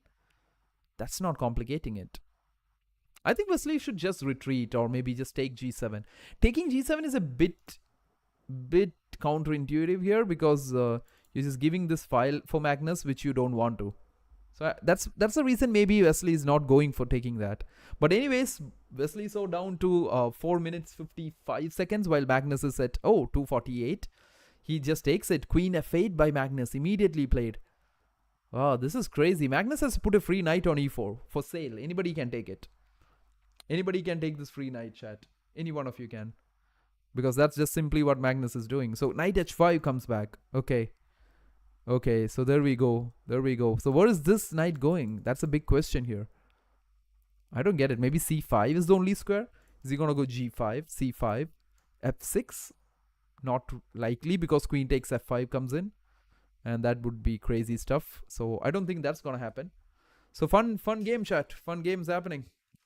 The world number one is being put under a lot of pressure. Crazy pressure for Magnus here. Let's see where this is going. Is Magnus Carlsen going down? Knight c5. Makes sense. Knight c5 makes sense. I think Wesley should just take the pieces, get his next bishop out. Yeah, he just takes that. I think he should just play b3, get the bishop out now. And just use his pieces now. He shouldn't be trying to checkmate Magnus or something. And this is a crazy move that can come up. Not letting the king escape. I don't know. Does king d8? I think king d8 makes sense, chat. Knight e5 by Magnus. Queen h4 maybe by Wesley. With a check. Sending the king here. Maybe. Oh yeah, there you go. That's nice. That is it's always fun when you can guess a move. So b4. There you go, Wesley. But I think Wesley is just trying too much just to checkmate Magnus. Or something like that. Some fun chess guys like, okay, bishop b2 by Wesley. So that's a good move. You got that bishop in a good diagonal. You will want to take it and just play rook d1, chat. Look at those rooks coming on this file. That's really going to cook someone here. That is what I feel is really cooking. So rook d1 coming up on the board. This is not looking good for the world number one. Magnus is feeling the pressure. I think Magnus is seeing this as just getting prepared for the World Rapid and Blitz happening next week, in a few weeks maybe, in December 26th. So Magnus trying his basic thing. Let's trade the queens, Wesley. Give me that queen trade. So I think that would be the last thing Wesley would want to do. Take Magnus into an endgame. And he did. He did. Oh, but at the same time, guys, Wesley just needs a draw. He just needs a draw. Wow, rook sacrifice by Magnus. Knight g4 maybe? Takes. Oh, this is looking bad for Magnus. He's down in exchange. But if he can't win this, he's still going to lose the game. So knight g4 played. I think Wesley is going to trade, right? Isn't bishop g4 a straightforward option? Just take it. Take. Or is he just going to attack d3? But personally, guys, I don't want a knight sitting on g4 like that. To be very honest, even if it's a slight... even if it's the second best move or the third best move, I would just take that knight out of the game. The rook. Yup, he sacrificed the rook. The rook got sacrificed on g3, chat. The rook. Yeah, that's what everyone would do, right? You would just trade it off. f5. Here comes Wesley and his pawns. Knight here. Oh, Magnus is not giving up. Because Magnus, he has to win this to take this game to the third game. Or else it's over. It's a best of 2. And Magnus loses because he lost one game. Wesley is playing some good chess now. b5. Fix these pawns. a6. a4 is going to happen. Simple. a4 is going to happen right now. Trust me. It's not going to happen? Why? Oh, maybe Wesley is thinking about rook c1. Yeah, he's thinking about an in-between move rook c1 here. The rook. Yeah. The rook is so popular, isn't it? He's sacrificing the rook. And he did. He did. He did. I think whoever you mentioned. Okay, a4 being played. Knight e4 played here. What do you do here? I like rook c1 as a move here. Just attack c7 and then push the pawn. It is a lot of weakness. This is one weakness. This pawn can create another weakness for him. A4 should happen. Yeah, it did happen. It did happen, Masal. So I'm just thinking what Wesley is thinking. 1 minute 47 seconds for Magnus, while 2 minutes for Wesley. Where is this going now? He's still thinking. He's still thinking. So they have 2 seconds for every like increment for every move they make, chat. So it's not as if like they're gonna run out of time or something. F4 maybe, yeah, that's a good point, Andrew. He might be planning to attack this pawn and this one, right? Oh, shows like a mistake because I think F6, right? Yeah, it has to be F6. Yeah, it has to be F6, chat. F6 seems pretty straightforward. F6, send the king here, rook fc1. Oops, where am I putting it there? Rook fc1. Can I play that? The computers don't like me, I'm sorry. Oh, no, I can't. I get fogged. Okay. So, you see, that's time trouble, nothing else. Only we know it. Only we know it. Nobody else have seen it. Rook fe1. Okay, Magnus. Oh, Wesley plays rook fe1. So, what did Wesley miss here? Oh, he misses f6 here. Okay, he didn't play f6 here. Okay. So, he plays rook e1, chat. He plays rook e1. What are these pawns doing? This is a lot of pawn tension. It's a fork. Yeah, yeah. Knight e2 is a fork. Bad. Yeah. Okay, he takes it. Rook takes a5, maybe. Oh, I think Wesley is slowly letting Magnus come back, but still very hard to convert this game. Or something should this happen? What do you think, Chad? Is something like h5, h4, and is Magnus gonna do something to Wesley on this side of the board? King e6, weird looking plan. Just getting the king into the game. Uh, but I wonder what is Magnus thinking here. Wow, he's really trading the queens. I mean the rooks. Oh wow, wait a second. He has two connected pass pawns here. Why would he not trade the rooks? He'll be ready. He'll be ready. The only thing bothering Magnus here is this pawn on f6. If something is bothering him, that's it. Knight takes the pawn. Which one? Which one though? I think Wesley is like really confused. He's like, should I take this, keep the rook on the game, or should I trade the rooks? But if he trades the rook, then there is two pawns. Yeah, so Wesley had to do that. He had to do that. Bishop comes to e4. Magnus slowly gripping it up. Magnus is slowly gripping this up, guys. This is fun. This is fun finish here. Oh, earlier, yeah, but it was Wesley's move. Okay, okay, okay, got it. Crazy stuff. And if you like the stream, if you like whatever you see, oh, rook a1. Why is it a missed move? Rook trade, maybe? Rook trade, and I don't really see why is it a missed move, guys. I don't even think Magnus will trade. Yeah, Magnus doesn't trade there. It's not logically possible. Maybe computers might find it, but I don't think logically trading is not a good thing. You're losing, you're behind in material. Why would you trade? Never do that, right? So that's where we are. Magnus Carlsen, will he lose this game or will he be out of this game after this one? Even if this ends in a draw, guys, Wesley wins this match. He's gonna win the match because there's one game number one. He just needs a draw. This is best out of two. So not looking great for the world number one. So rook g5, both players missing stuff. Magnus down to 49 seconds. Wesley down to 30 seconds. h5 being played. This is what I thought. Like, will something happen here? The response. Magnus has made it as complicated as possible right now, chat. This is exciting stuff. This is quick chess. So you can have f1. Yup, so this is crazy stuff happening. Rook g7. Wesley trying to create something. Knight f5. Great move. h4 is going to happen now. Stopping knight, rook e7 check, and also creating a chance for f4. He doesn't do that. Rook b8, attacking the bishop. Bishop c3. Will Magnus give this pawn? c5. He says, please take it. I don't need it. King h2 by Wesley. Somehow holding this. Look at these pieces. Look at how well they're coordinated and look at them together. h4 is coming. Is he going to checkmate Wesley right now? This will be heartbreaking for Wesley. So if he loses this game, chat. Rook a7. Trying to do what? I don't get it. The king can always escape here. I don't know what Wesley is trying. He's trying something, but I don't know what it is. Magnus is just dreaming of getting into maybe rook b3. Maybe rook b3, chat. h3. Wow. g3. Wow. This is counterplay. Magnus and his endgame skills is like crazy. Okay, Wesley is like, please take it away. Just take my rook. I don't want your knight and stuff to be here. Wesley is like giving it his everything. F7, and yes, he blundered. The bar says he has blundered. This is where we go. This is where we go crazy, chat. F7, Wesley blunders. Knight takes E7. Pawn takes G2. Magnus Carlsen has got the game back. Can you just believe this? Wesley so had an amazing game. I think, is it Rook H1 here?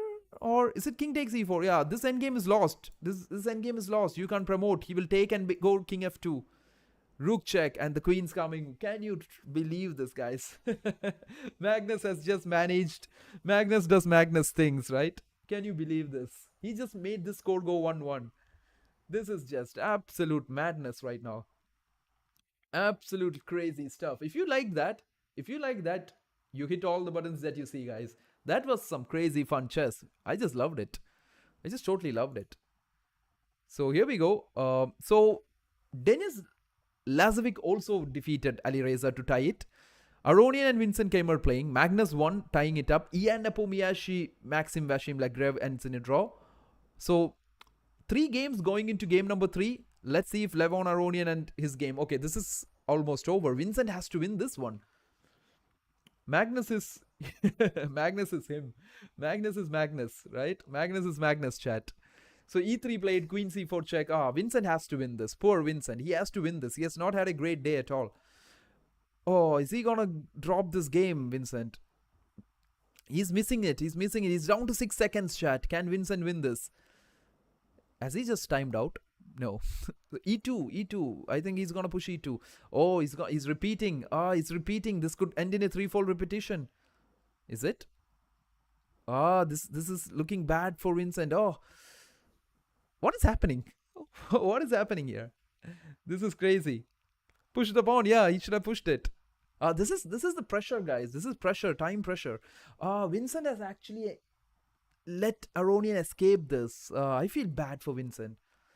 He has played some good chess throughout this day today, and he's just not been able to convert his games. That's all. He's just played some amazing chess, chat. If you're watching, who's this guy? This is Vincent Keimer, an amazing player. But wait a second, he's winning again. Oh, wait a second. This pawn is a queen. Vincent just needs to escape the checks. He didn't. Queen G7 check again. Aronian is trying to help Vincent win this as much as possible. Maybe queen here, queen C5. No, king D7, check. King C8. 5 seconds. Aronian down to 3, 2, 1. Oh, wow, he plays it. Queen check. Queen D8. Can Vincent help this pawn promote? That's the question. Can he help that pawn promote? Oh, queen E1. That's bad. Queen E5. Yeah, put queen E5. And just use the king, maybe. Oh, nice one by Vincent. There you go. F4. I think it's over. F4 is over. F4 is game over. You see that? Aronian blundered there. Did Vincent lose the game? Did he just lose the game on time? I don't know. Who won this game? So, this is fun. He lost on time? Really? No, that's not possible, man. That will be heartbreak. I hope Vincent doesn't lose it on time. Vincent won. Yeah, Aronian lost it on time, maybe. Aronian lost on time. Okay, that would have been a heartbreak. Vincent deserves to win this. Like, he deserves to win it. So that's the only game we won't see as a tiebreak. Rest, all these games you guys will see. Oh, round 4. So what about the tie breaks in round 3? I think all the other rounds we are going to... Yeah, Aronian flagged. Yeah, good for that. Because I think Vincent had to win that. He shouldn't have lost it. He played really well there. So this is round 3. I think we will see some tie breaks, guys. This will be Magnus versus Wesley. Ian versus Maxim. We will see that. And we will also be seeing Alireza versus Denis Lazovic. I have to you have to give it for Denis Lazovic for pulling it back. He was lost in game number 1, just like Magnus. So just scrolling through the game, guys. It was in English, and both of them developed everything. Denis just kept it going. Yeah, that's the thing with the English, right? It always gives you a game. It always gives you a game to play. And yeah, there you go. Just kept playing. Play forever. Yeah. There comes these pawns. These pawns are just scrolling down this side. So let's see where did it go all the way. Oh, wow. Alireza actually sacrificed a knight there. Or it was trapped, maybe. Somewhere here. I think that knight had nowhere to go. right? Queen b6 was a blunder, guys, because he could have just taken a free knight. Wow, Dennis didn't take that. Oh, they were very low on time, chat. They were very low on time, but Alireza couldn't save that knight. Yeah, so he just lost a knight and then went on to lose the thing. Okay, the next game starting, guys. So here comes Magnus Wesley, the tie break game. I don't know the time control. Is it still 10 minutes for this game too? Or is it just the fact that he won? What a clutch by Magnus. What a clutch. Yeah, what a clutch. Wow, Magnus is like the guy you can bet. I think if you're on anything, any apps that you bet on, like I think Magnus is the guy you should. Magnus seems to be the guy you should. Magnus still black. Yeah, I think the tie break there's just one game, so they just gave Magnus black. They I think they just understood, Andrew, that giving this guy any color doesn't make a big difference. They're like, you take black now. Let's make some kind of disadvantage for you. So yeah, that's Magnus Plague. This is a tie break, game number 3, since nothing could separate both of them earlier. Nothing could separate them. So yeah, that's where we are. Let's see how this goes now. Can Magnus actually defeat Wesley here? I don't know. Is the tiebreak also a 10-minute game? Like, we have to check that now. Is the tiebreak gonna be 10 minutes, or is it gonna be a lesser time control? So Magnus isn't so OP. Yeah? Blindfold next. Yeah, that game was crazy. The complications Magnus created was like unbelievable. So this is what we will be seeing in the World Rapid and Blitz next week. I think Magnus is just getting some warm up for the World Rapid and Blitz, chat. That's what he's doing here. He's just playing at Oslo, having fun, trying to get some warm up. Crazy chess, crazy chess, crazy stuff. And I'm just super happy Vincent won today. Like, I'm just really happy. He was not having a great day. I'm just sad for Levon because he lost it. I think Levon also doesn't have a great day today. But yeah, Vincent, poor guy. He had a winning chance in game number 1, which we saw, that knight e1 forking the pieces. But yeah, he just deserves to win. So yeah, let's see this now. So Denis Lazovic gets black pieces against Alireza. That is a bit of a hard task against Alireza playing the black pieces. Magnus playing black. Maxim playing black. So Nepo, Magnus, 3 games going down the wire. So hard to break these people. Do you think Magnus is strong enough to play these tournaments with a time disadvantage? I don't really think so, because see, Magnus is strong, but I think Magnus wins these because I don't know. Like, I really I don't know. I don't think he still could play. Like, you have seen situations where he has played in, like, came late for games and just won games with very less time on the clock. I don't know. Like, Magnus is really strong. Magnus is still the guy to beat. And I think for someone like Gukesh, it's the Magnus effect. And I think for someone like Gukesh, who's the world champion right now, something that can still motivate him or will be great motivation for him is to, like, be world number 1. That is where that means dethroning Magnus from the top. That would be exciting. People just get nervous because of his name. Yeah, that's the problem. People play against Magnus while Magnus play just against some players. That's the difference. When they play against Magnus Carlsen. But when Magnus is playing, he's just playing against random players. He wins because he is the best at the end games. He seems to not even care about early or middle game. He's always just trying to find a way to get to the end game. That's where he cooks. He cooks in everywhere. Yeah, but endgame is his forte. That is true, chat. That is absolutely true. Endgame is where Magnus wants to take you. Endgames are definitely where Magnus wants to take you. He does care though. He sets up his middle game. Yeah, so Magnus actually develops his middle games and openings in a way that he can take you to a interesting endgame. But last game was crazy. Wesley had such a great position. And I think that is the understanding of the pieces, guys. Like, Magnus understood how good his bishop and knight could play there against the rooks. So those are things that really requires a lot of positional understanding or understanding your pieces. That's not easy. That's not easy, chat. That's definitely not easy to do. So we are waiting for the tie breaks. We are waiting for Magnus versus Wesley. Last game of the day. This will decide who will win. Or if it ends in a draw, maybe one more game will happen. But I don't think so. I think we'll see a decider here. Wesley might be so frustrated. He might be so gutted. I think Wesley might even drop this game just because of that last game. That last game was so frustrating for Wesley.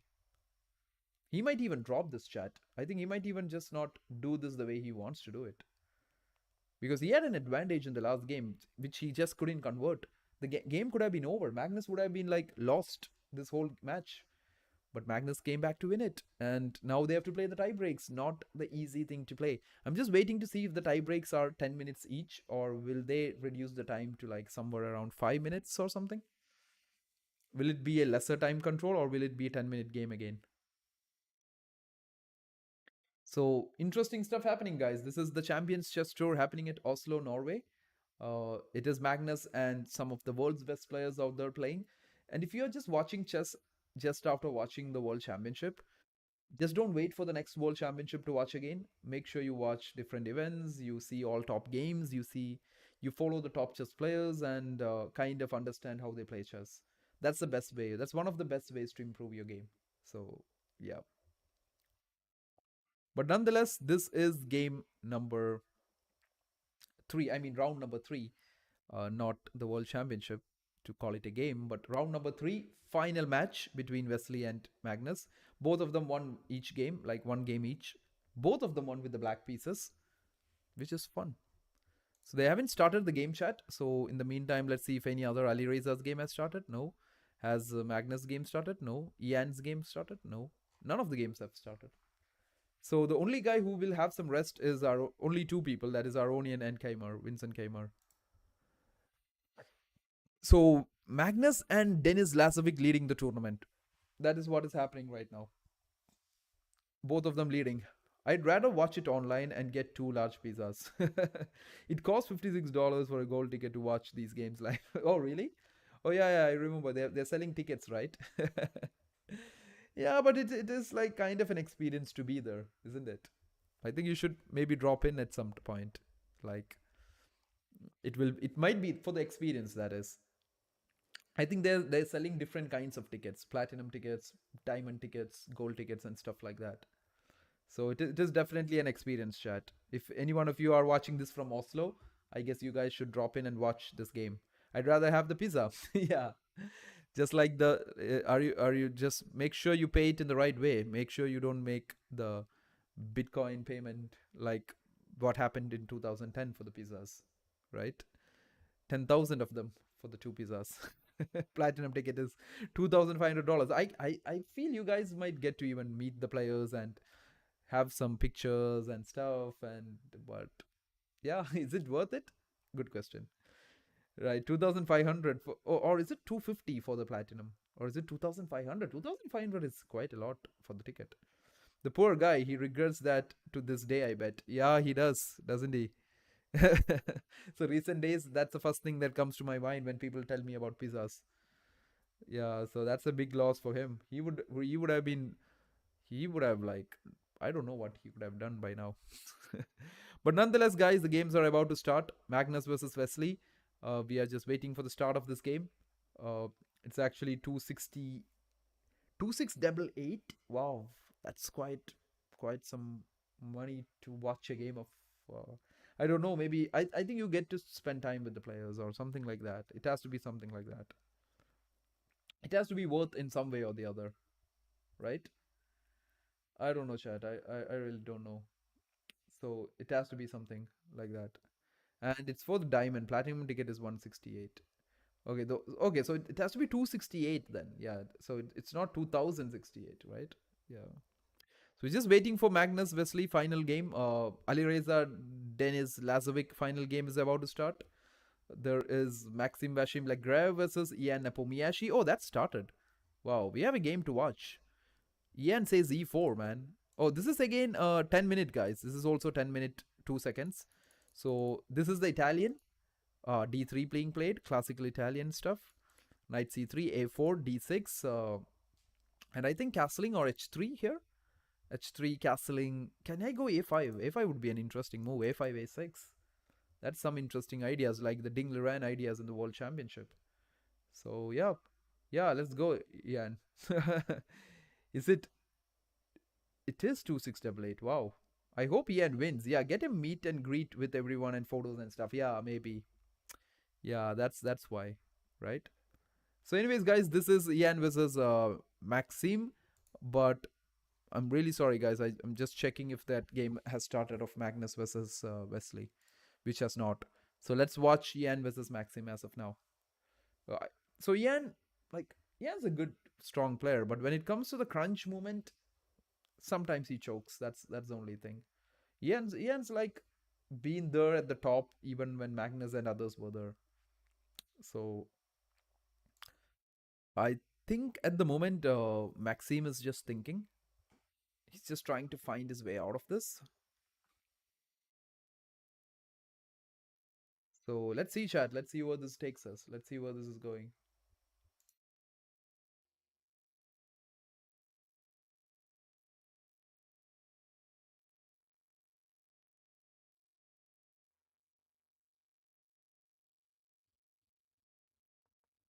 Okay, bishop g4, h3 takes, knight d4, queen d1. Wow, wow, wow.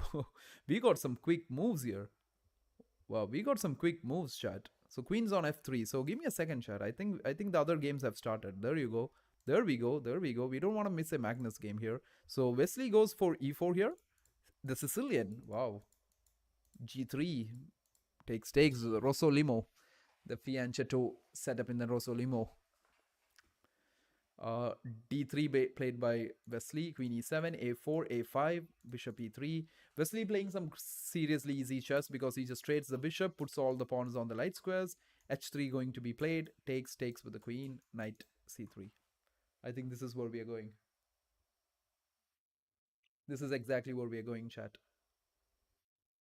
Ian is not wasting time. I hope. Okay, he's definitely not. He's definitely not.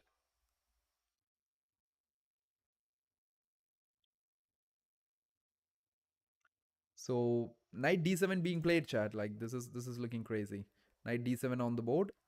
Uh,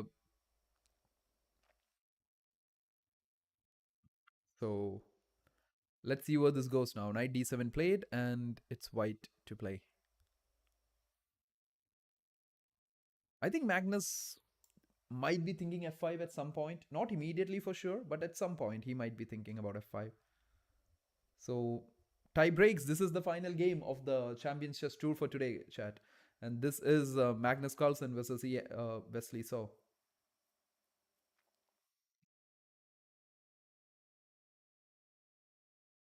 So all you guys who are watching, if you're new here and if you like what you see, you can hit all the buttons on your screen and you can subscribe, you can do everything.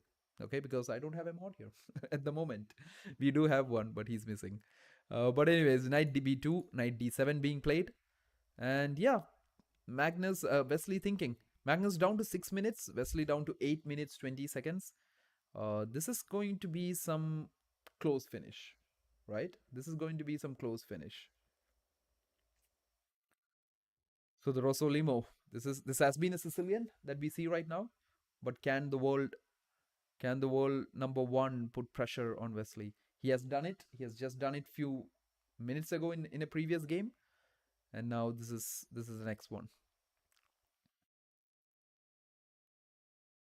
So can Magnus pull this out, or Wesley is thinking? I think it's just a delay from from chess.com because I think h3 would have happened by now. I think this is definitely not a whoa, whoa, whoa. Where are we? Why are we watching Vincent Kamer and Wesley right now? Whoa, that's some crazy glitch, chat. Oh, wow. They don't, now they say they don't have the game. They just reset the game. That is crazy. They just reset Wesley versus Magnus. Wow, the server is gone, guys. I don't know what they're doing. What are they doing? They're just replaying this here. Okay, at least we have Ali Reza versus Denis Lazovic happening. So, yeah, at least we have this happening. So this game started with e4. Alireza goes for e4, and it's the Italian again. And Alireza really wants to show Dennis that, okay, I'm just gonna make you feel the pressure here. So this is the position after h4. Dennis plays h5. Queen f5 seems to be definitely a great option here. Putting this here. And this diagonal. Look at this bishop. The Italian bishop, guys. Such a crazy piece. Such a piece that you don't want to play with. Absolute madness with that piece. So just dropping back to see if they've fixed anything with Magnus' game. Okay, guys, so all of a sudden we have a completely different Magnus Carlsen game. Which is this game? Chat. Which game is this? Okay, but anyways, this is what we have. Okay, this is the Magnus game.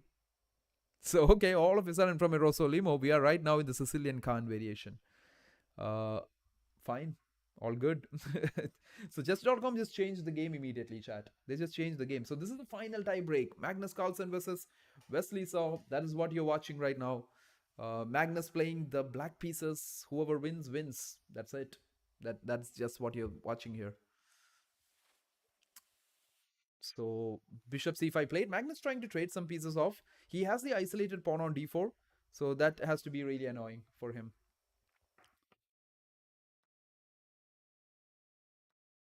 So just give me a second, chat. Okay, some trades happening. Definitely some trades happening on the board. We will see where this goes now. Queen b6 hitting the knight. I think rook e3. Wood Magnus will never go for this pawn, guys. That's not worth it. Rook c4 might happen at any point. Rook b3. Wesley is going for it. It's like, I'm going to put you under pressure, man.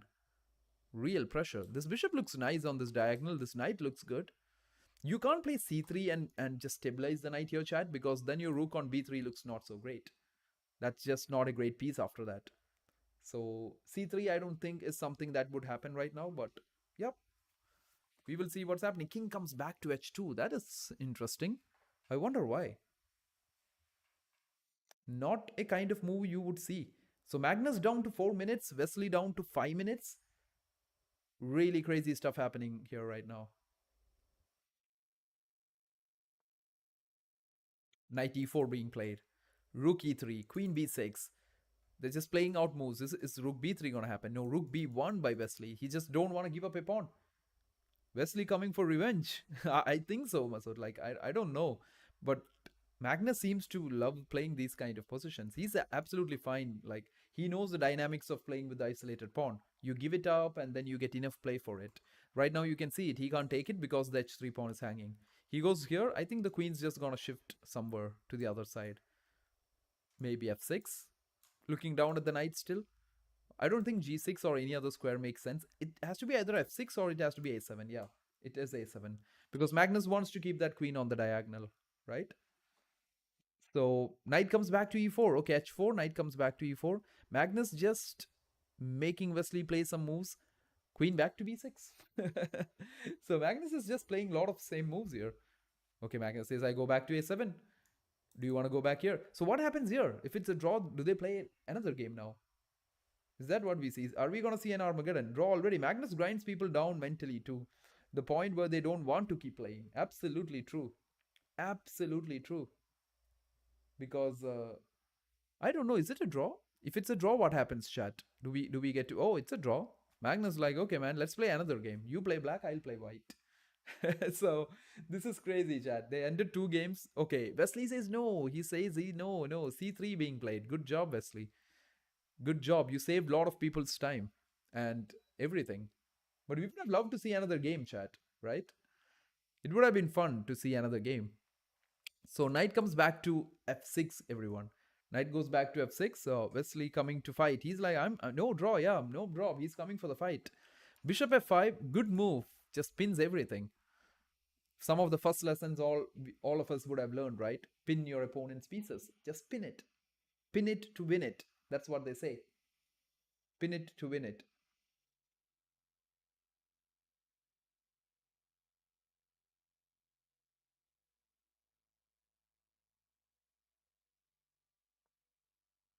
Rook f3 by Wesley. He's trying to put stuff on this file. I don't know how much this actually works for him. Bishop e4. Look at this. This bishop is gone, which was a key piece. Oh, this rook g5, and this rook is history, ladies and gentlemen. That rook is gone. Game's done. And Magnus Carlsen beats Wesley, so which might happen because I don't see where this rook is going. He will have to exchange it. Yeah, there goes the exchange. But I'm not saying he beats it. I'm really sorry. Like, I think that's a very early call. But PP on the PP, right? Put pressure on the pin piece. You take it. There you go. There you go, Wesley. But I think this knight can be amazing on d4 or e3. I think we called it a bit too early. This is not a win right now, immediate win at least, because there is weakness for Magnus and his king side. This king side does look weak, but Magnus just cruising in. He's like, I'm gonna go to d3 very soon. Very soon this is coming here. I will get this knight off the board with knight d5, and Magnus is gonna put all the pressure in the world on Wesley right now. So queen e2 comes in. Uh, FIDE. Online, I'm above 2k, but over the board, I find it very hard to calculate and spot obvious continuations. What is your advice for that? It's just simply play more OTB. I want to reach 2000 plus, but currently 1700. It's looking good for Magnus. Yeah, I'll get to that, Webster. It's basically you have to play a lot of over the board games. Actually, you have to get that feel of the over the real board situations. That is what really helps you understand. Otherwise, when you play too many, like when you're playing a lot of online events and online games and all, you just get used to that. And when you play over the board, you miss a lot of things, a lot of tactics and stuff and everything. It will become hard for you to visualize on that kind of a structure, because the vision is different, right? The way you see the board is different. So it's always nice if you can do more on over the board stuff. Yep. But yeah, rook d3 by Magnus, chat. That's where we are. Rook d3 by Magnus. So let's see. Good advice. Thanks, man. Yeah, no worries, man. I would have loved to talk more about that with you. But it's just that let's see what Magnus does, right? But nonetheless, yeah. I'm not as good as you, but I have some advice too. Oh, please do. Please do. Like you can take it from everyone. Just make sure whatever works for you is great. But anyways, chat, like knight g4 comes in. Magnus is just gonna finish this off. This is looking sad for Wesley. He won game number 1. He had a great position in game number 2, but he just couldn't to make the pieces 3D online, and it resembles over the board. Yeah, advice from anyone is very useful. Yeah, you guys, I hope you guys share some things and it works for each other. But as of now, someone needs to help Wesley with his position because he's in a bit of trouble, chat. I think e3 and it's done. E3 is gonna happen. Just totally breaking down white structure. And if he trades more pieces, this is still game over. Magnus just really came back out of nowhere. Okay, he didn't play e3. I don't know why, but that's okay. Maybe he just doesn't want to open up this bishop, chat. That could be one reason. Uh, so that is what is happening. So the queen comes back to e2. And if you guys enjoy this game and the stream or anything, make sure you hit the like button, because that would be amazing, right? And you can subscribe. I think we are very close to 3000 or something. Uh, even though it's okay, even if you don't do any of this, it's fine. But yeah. So I think he's gonna take now. Why did Magnus give it like that? Okay, so Magnus just wants to take the g3 pawn. Yeah, queen takes g3. This is over, Wesley. You have to feel really bad for Wesley in this one. He won game number 1, game number 2 completely winning, couldn't even draw it and lost it, and now he's losing game number 3. This is really what hurts you psychologically when you're playing against Magnus Carlsen. This hurts you, chat. This really hurts you. I actually don't find that. Okay, so give me a second.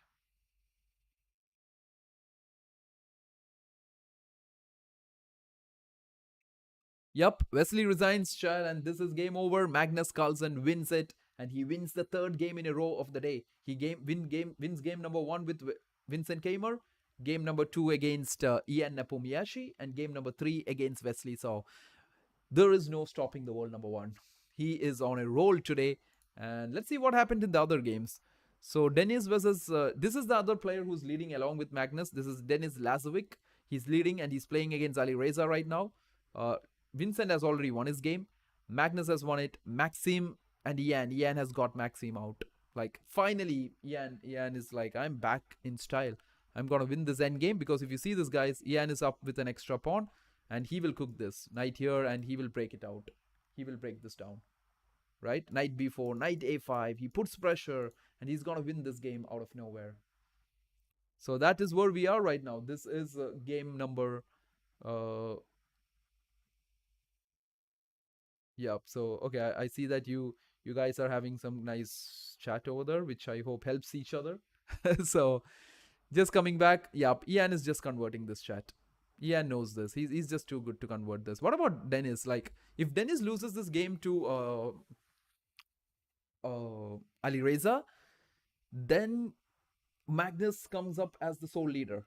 But if Dennis wins this, then Magnus has a co-leader with him after 3 rounds, which is Denis Lazovic.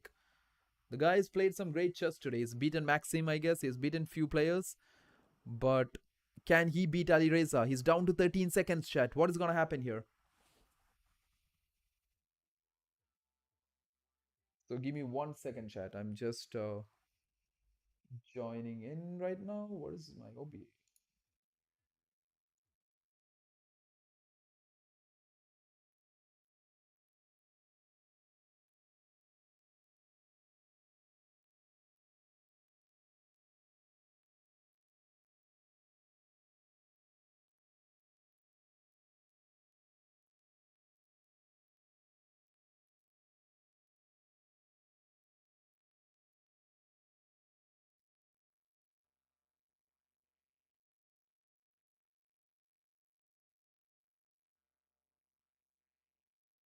Okay, so both players under immense time trouble, guys. Can Denis Lazovic make it? Can he make this game work? And there we are. This is where we are right now. Rook comes to e8. This is the position. Let's see where this goes. And as of now, he does have a great position. 7 seconds on the clock. Will Ali Reza? Ali Reza just has 3 seconds. Will he run out of time right now? Queen c6 blundered. Ali Reza actually blundered. Like Dennis couldn't see it. It was very hard to see what was the blunder. So let's. Oh, Dennis. Wait a second. Did he blunder his queen? No, that's not possible, chat. He just blundered his queen, chat. Whoa, whoa, whoa. The guy just blundered his queen. Whoa, that was crazy, man. That was crazy. He shouldn't have. It ends in a draw? Wow. I didn't know that. I didn't know that. I didn't know that two blunders could end in a draw. Yeah, that is some crazy stuff. Okay, guys, so I think that ends the day. That actually ends all the games here. I think Denis Lazovic and Ali Reza would share the point then, while Vincent wins it, Magnus wins it, Ian Apomiyashi wins it, which ends the games for today. And we will now catch up for round number 4, where it will be Magnus Carlsen again. He's leading this whole tournament right now. He is the one at the top. So if you are asking me for the standings, it is Magnus Carlsen at 3 points, Denis Lazovic just behind him at 2.5, Ian Apomiyashi behind at 2 points, and that is the top 3 standings right now. And this is good, looking nice. This is looking great. And we will catch up tomorrow, guys. Same time for the next 3 games, next 3 rounds. Round number 4, round number 5, and round number 6. We will see if the world number 1 walks out of Oslo as the champion of the Champions Chess Tour.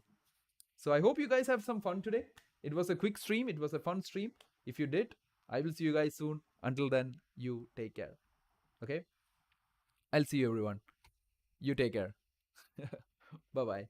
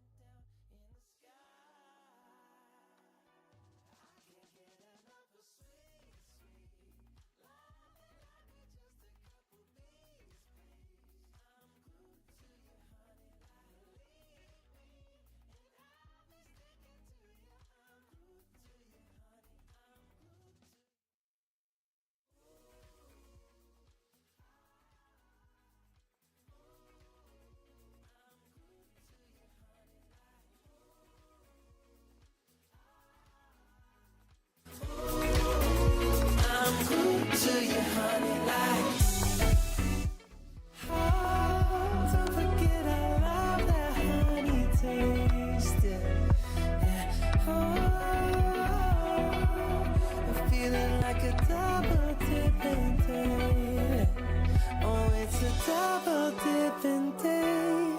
I can't get enough of sweet, sweet loving like we're just a couple bees, please. I'm glued to you, honey, like leave me, and I'll be sticking to you. I'm glued to you, honey. I'm glued to you, honey. Eh. Ooh, ah, ooh.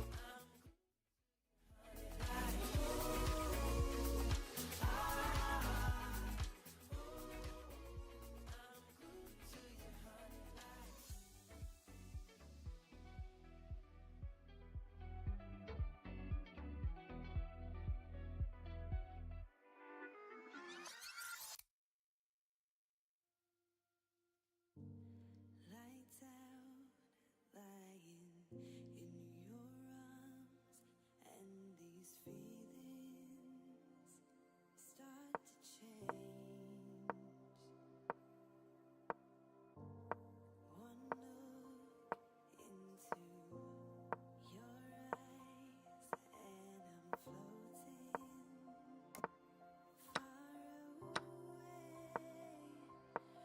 I've never been here before.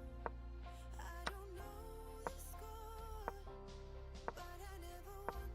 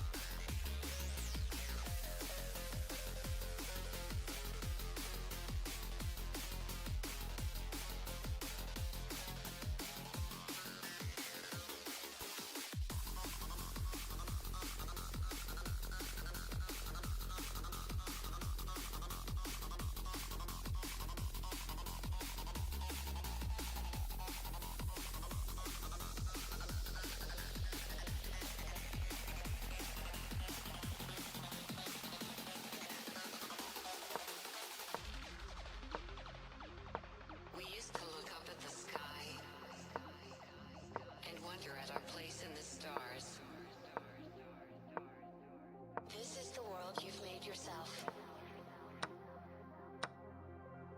Now you have to live in it. The end is in our sights. The future is already here. No matter how hard we tried, we are doomed. Say your goodbyes.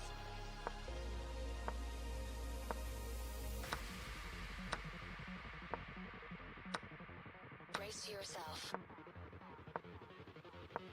I can see the end inside.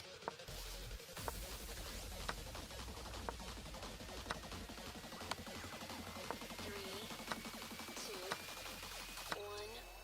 Hardwired.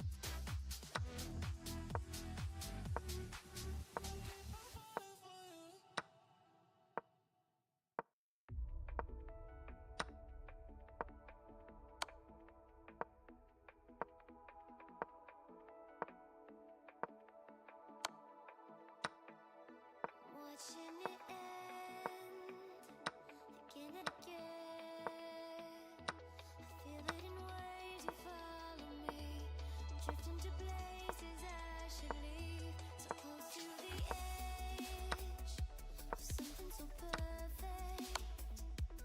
We were too scared to take the leap. I'm missing the way we used to be. Let me go. Left me in this mess I'm falling. Never know. Can't find a reason why. Can't get any closer.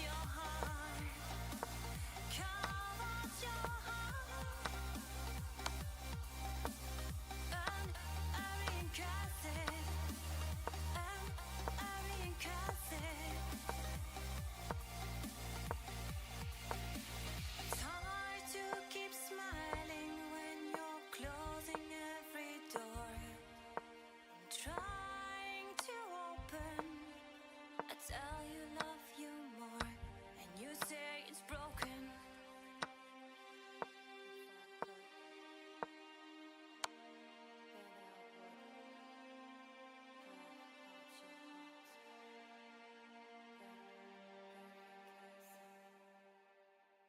But it wouldn't mend mine.